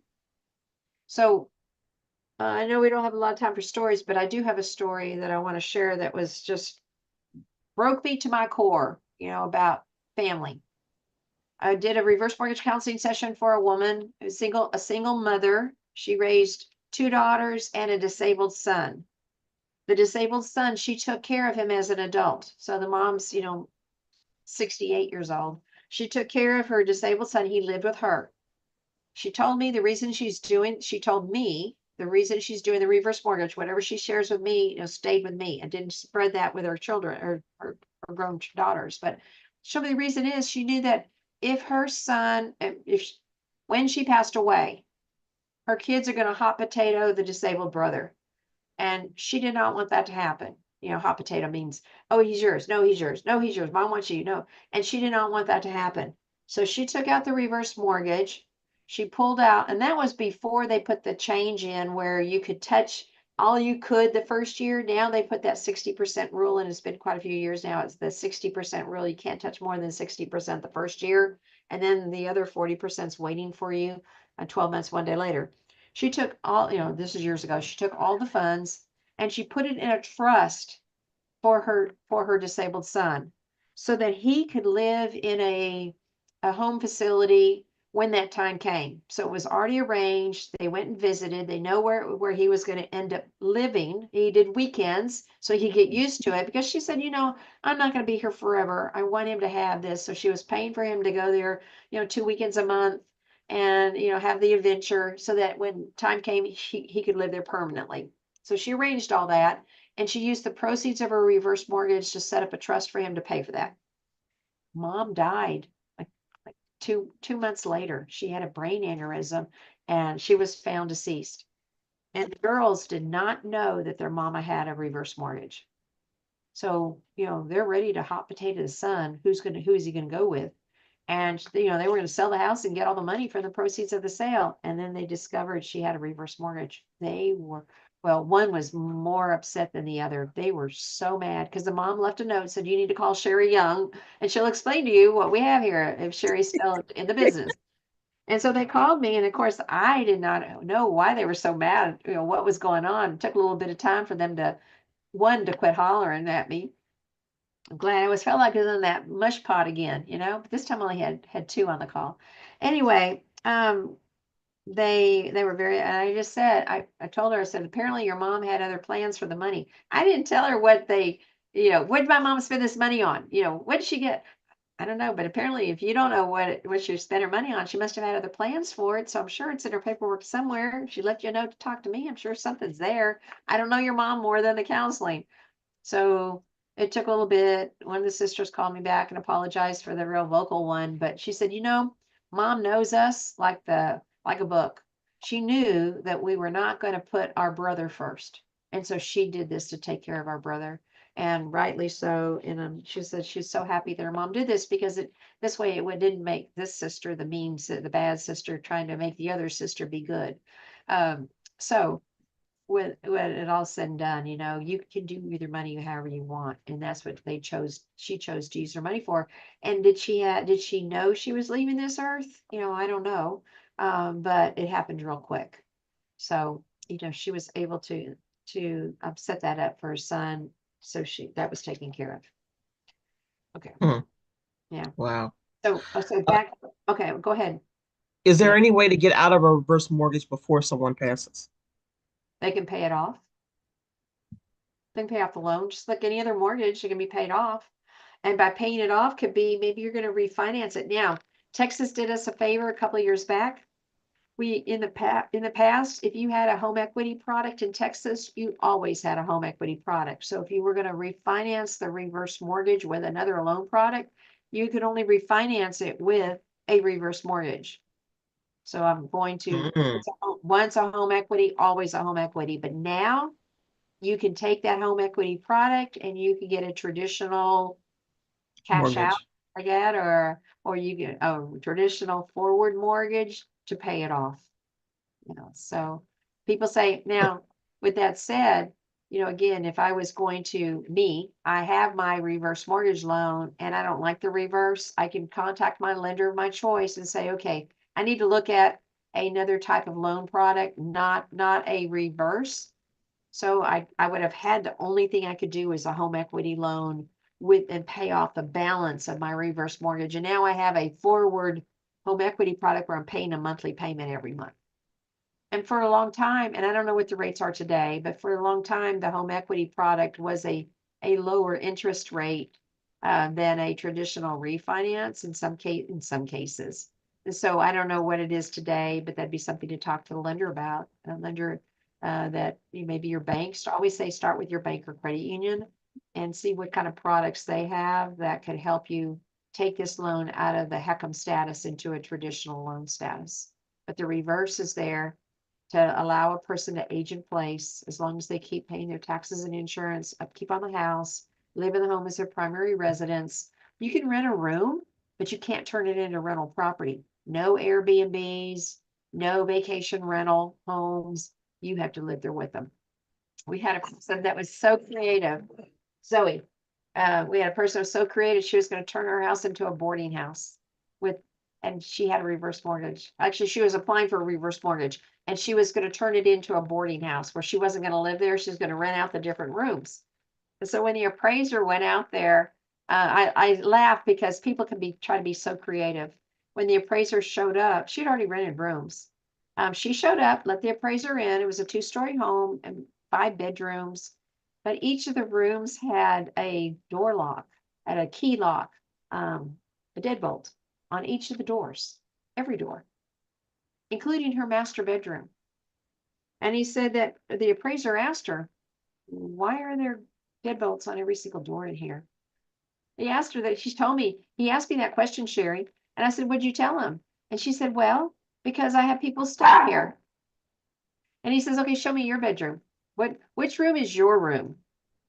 And she couldn't get in her bedroom because she gives those keys. And I don't know how that all worked, but she said that she had to confess. And she said, I rent my rooms out. He says, then you can't go forward with this application because I'm going to put, anyway, he told her that. She called the loan officer. The loan officer said, let me talk to the appraiser, which they weren't supposed to do. They weren't supposed to talk to the appraisers.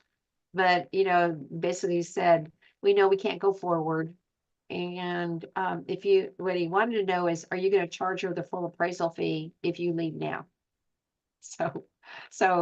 She was able to only pay us a smaller amount of the fee because he didn't finish the appraisal. And, the appraiser is not allowed to communicate with the lender.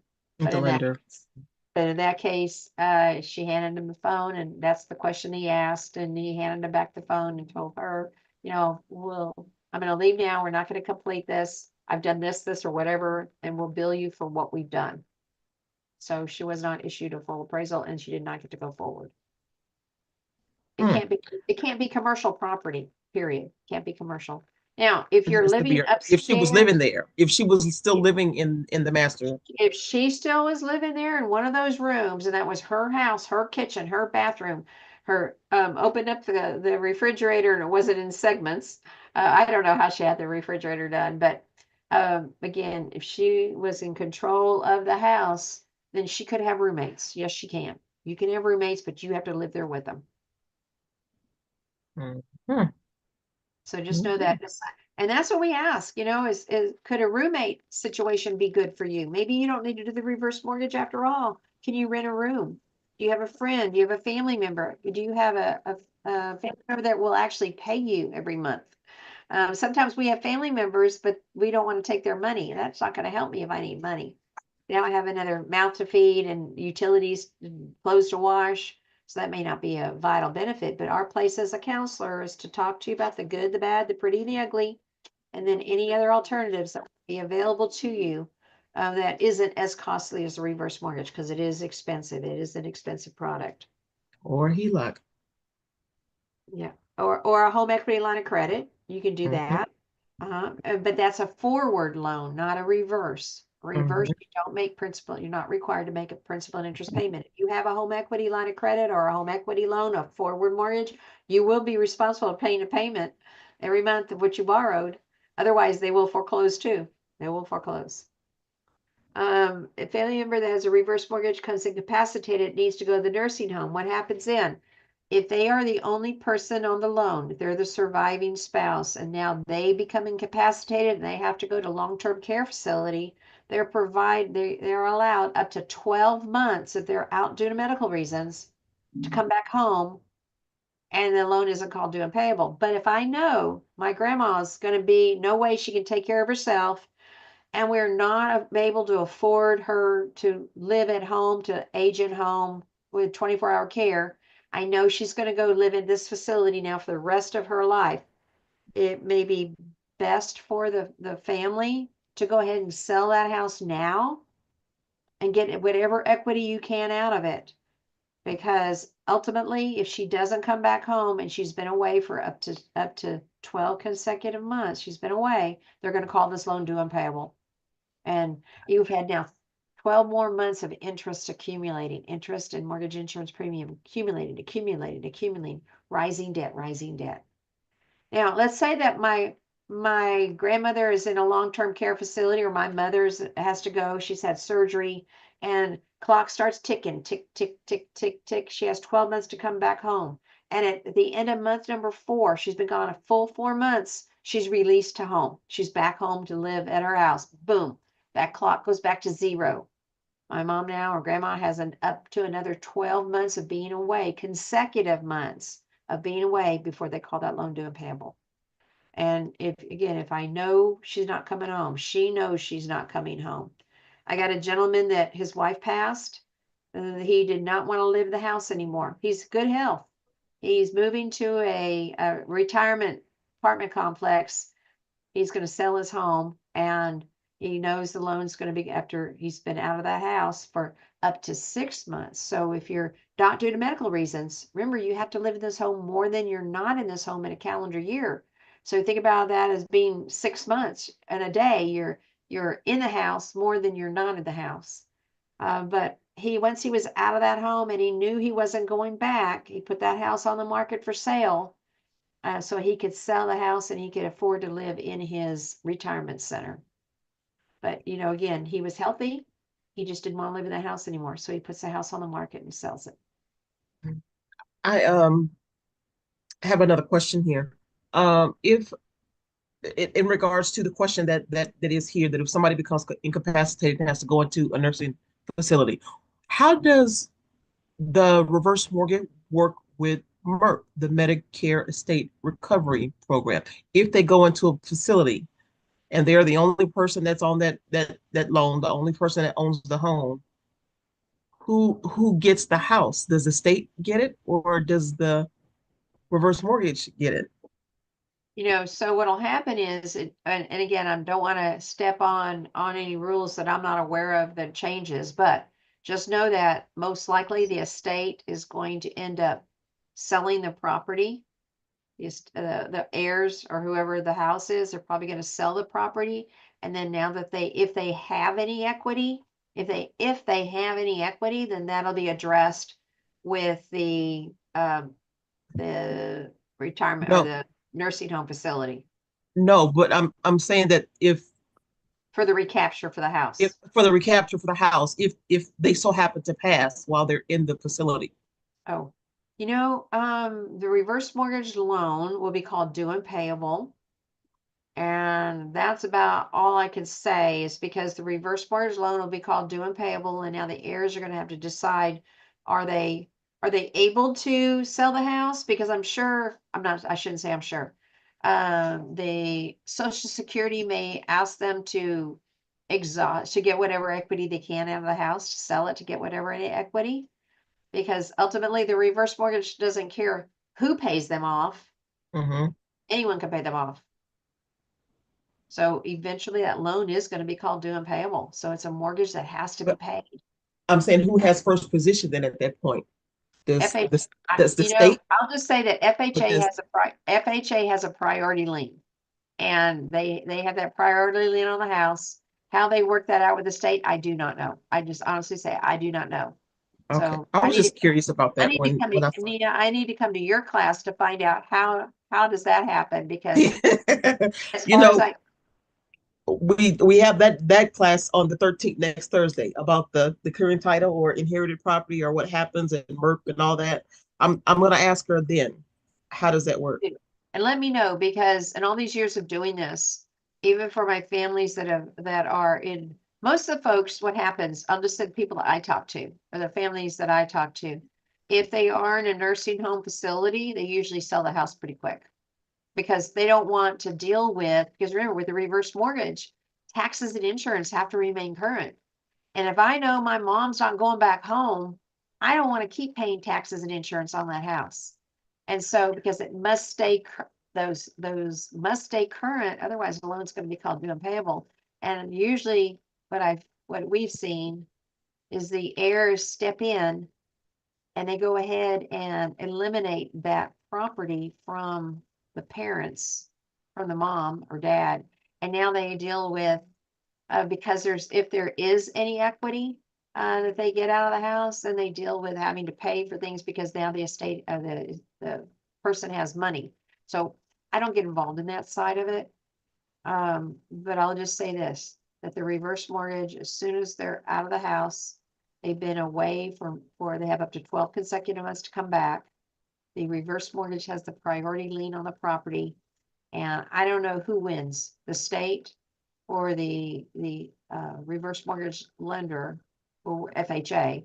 I don't know which one wins, but ultimately, most likely, if the house is assigned to the nursing home situation there, someone's keeping the taxes and insurance current. So who is that? But then that still puts the homeowner in the position of having access to those funds once the heirs sell the, or they're not actually heirs yet because they're still They're still alive. alive. And so Now that's they have money. now they That's have this money funds. forward. Yep. So That's so money. now that's a whole nother problem then. Yes. So Mhm. definitely contact a real estate attorney. That's one thing you Exactly. There you definitely go. should That's it. do. You need Contact a real estate attorney before you start to do anything as it relates to moving those kinds of assets and things around, because you don't want to find yourself in a position where you are disqualifying yourself from a service or a and resource that you are definitely going to need. And the good thing is this, we see a majority of the folks that are in their upper years that I've seen, I'm talking to a lot of people in their 90s and they're still mowing their yard and walking dogs. So I just hope I Mm-hmm. can be there doing that. But with that said, if you take out this loan in your earlier years, you're closer to 62, by the time I'm 80 to 85, my loan balance is huge. And most likely I owe more on the loan than I could get if I sold my house. And so there's no deficiency judgment. So the most the lender can get is the value of the home, the smaller of the two, 95% of that. So it may not even be an issue. Let's hope. Now, if I just took out I'm 92 years old and I just took out my reverse mortgage and I still have a lot of equity in my home because it hasn't been eaten up yet by, I mean, I'm gonna have more money available to me. The older I am, the more money I could draw out because the calculations are assuming that the closer I am to 100, the less time on earth I'm gonna have. So I can touch more of my money. I can touch more of my equity versus if I'm closer to the age 62, they're just letting me have a little bit of my equity because they're going to anticipate years after years after years after years interest, and they're going to do their best in the calculations so that FHA, the insurance pool, doesn't get tapped. So I'll just say I'll end in this. When the time comes for that loan to be paid off, and I owe more on the loan than I can sell my house for, it's not that the lender's being nice, saying, oh, the Youngs were such nice people. We're just going to forgive the difference, the shortage. No, but they do. They collect what they can from the value of the house, the sale of the house. And then anything else that they're short, they file a claim with the FHA insurance pool. The lender's made whole. So they're not doing me a favor. That's part of that benefit of this being an FHA loan with this FHA mortgage insurance premium. With having this be a non-recourse loan, will never owe more than the smaller of the two, the actual value of my home based on an FHA appraisal or the loan amount, whichever is less. So those are benefits built into this.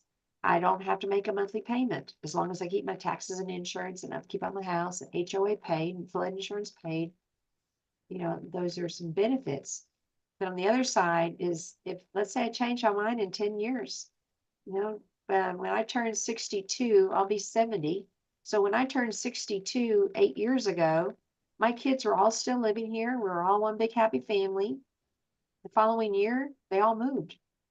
I mean, I had thought that we're going to all age here in place, and this is grandma's house, and everybody's going to come back to this, and we'll leave our house for the kids, and everybody will be happy.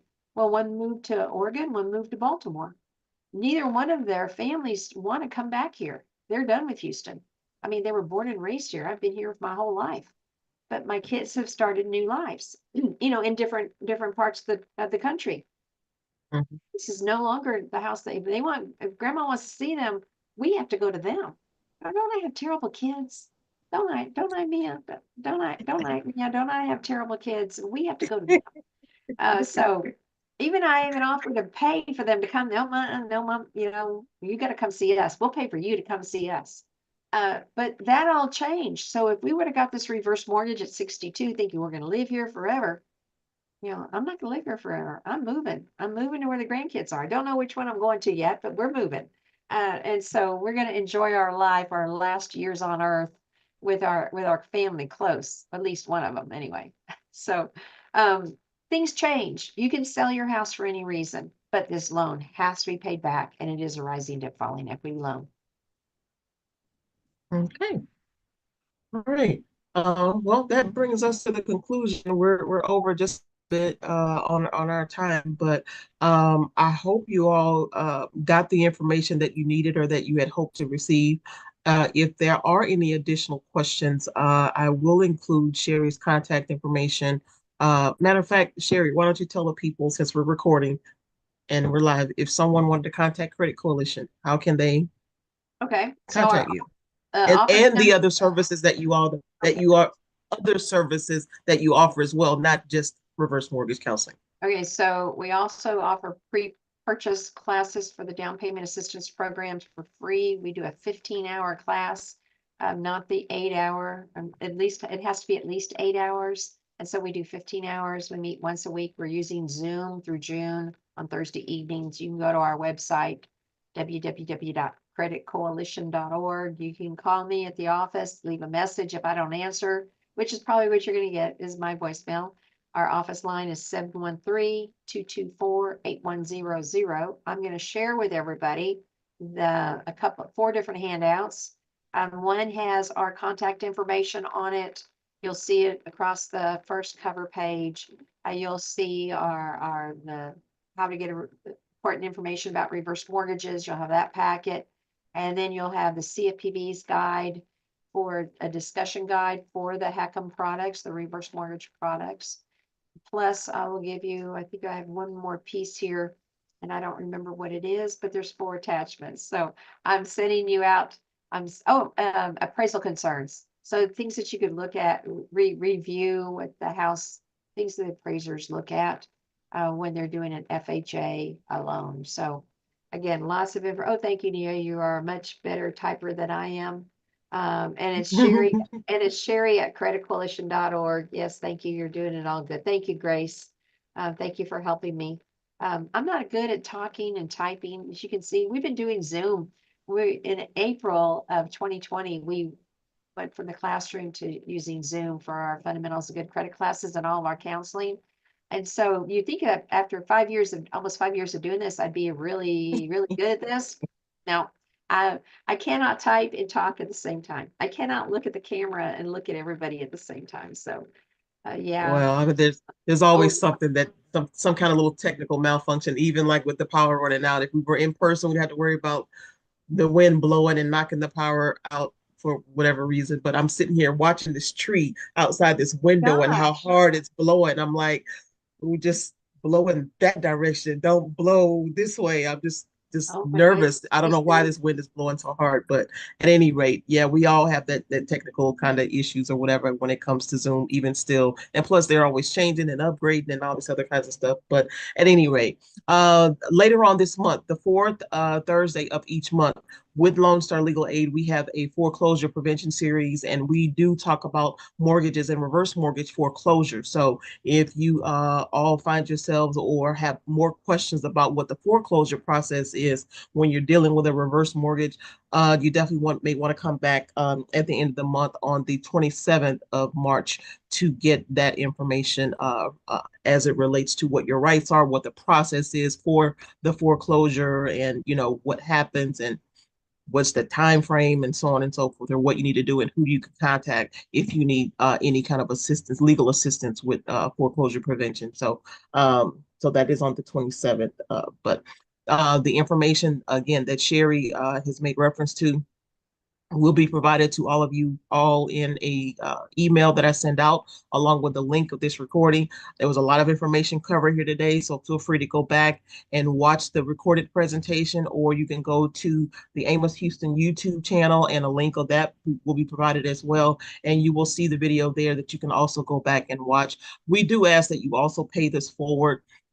Share it with your family members, share it with other people, co-workers or whomever that may also find this information to be beneficial, because again, we try to get as much information out to as many people as we possibly can that don't have access or don't know where to go for these particular resources, or they're busy listening to the street committee out there and telling them what happened when and how they did it, and and everybody's situation is not the same. So what happens with one person's scenario is not necessarily the same thing that's going to happen with somebody else's. So just keep that in mind too as you're listening to people about when they got their reverse mortgage or what happened, in their particular situation. So with that being said, Miss Sherry, thank you very much. I know, they may not know, but I know that you are a one-woman show over there at Credit Coalition. You do all of that stuff by yourself. And I wholeheartedly appreciate you taking some time off. And I know you could have been counseling somebody right at this moment as opposed to talking to the group. So I want to thank you very much for even still volunteering your efforts in this regards to help us out with getting this information out. So thank you very much. You're Um, welcome. I appreciate. Thank you so much for inviting me, and I look forward to the day where we're all meeting in person. But I don't know for you guys on the Zoom call, does this suit your needs? Because there are people in our classes, they all prefer to meet on Zoom now rather than go drive somewhere and be in person and then have to get back in this traffic and go somewhere and else. And I like in person. I could now I recognize the names on Zoom. So half the people on Zoom I've never met before, and only within the last several months have I kind of now started to meet a couple of people here and there that we've been talking to through Zoom for the last 5 years. But I do definitely like the in-person interaction and engagement better. I think it's more personal that way, and then you kind of get more information. But everybody learns differently. Everybody receives information differently. Lots of people are at work right now, or they're listening at their desk or, while they're driving or what have you. So it does become a convenience. I completely understand it. But if you want to come back out and do this session in person with us or one of our other sessions, then let us know so we can. We're trying to figure out what can we do to help transition back into the in-person realm of things, or even perhaps doing it on a hybrid method where we're at a location and doing the Zooms in person as well. So we want to be able to try to accommodate everybody and especially get that information again out to those people that don't have computers or don't have Zoom or something like that that can actually get this information as well too. So Okay, well, thank you so much. I mean, how much more personal can you get? You have my dogs in the background. yeah, mine is down here too. She's just been, like you're not paying attention to me. Come on now. Trying to find her. I don't know where they went. Oh, they're show now. She's asleep behind me in her little bed. But yeah, we have. It gets at nighttime. We go through a ritual of barking and holding and barking and holding. Yeah, you think they would know what's going on after 5 years, but I thank you everybody for All paying right. attention and being part of our class today. Thank you. Thank you. You all have a wonderful afternoon and take care of yourselves. Stay safe, and we will see y'all next time.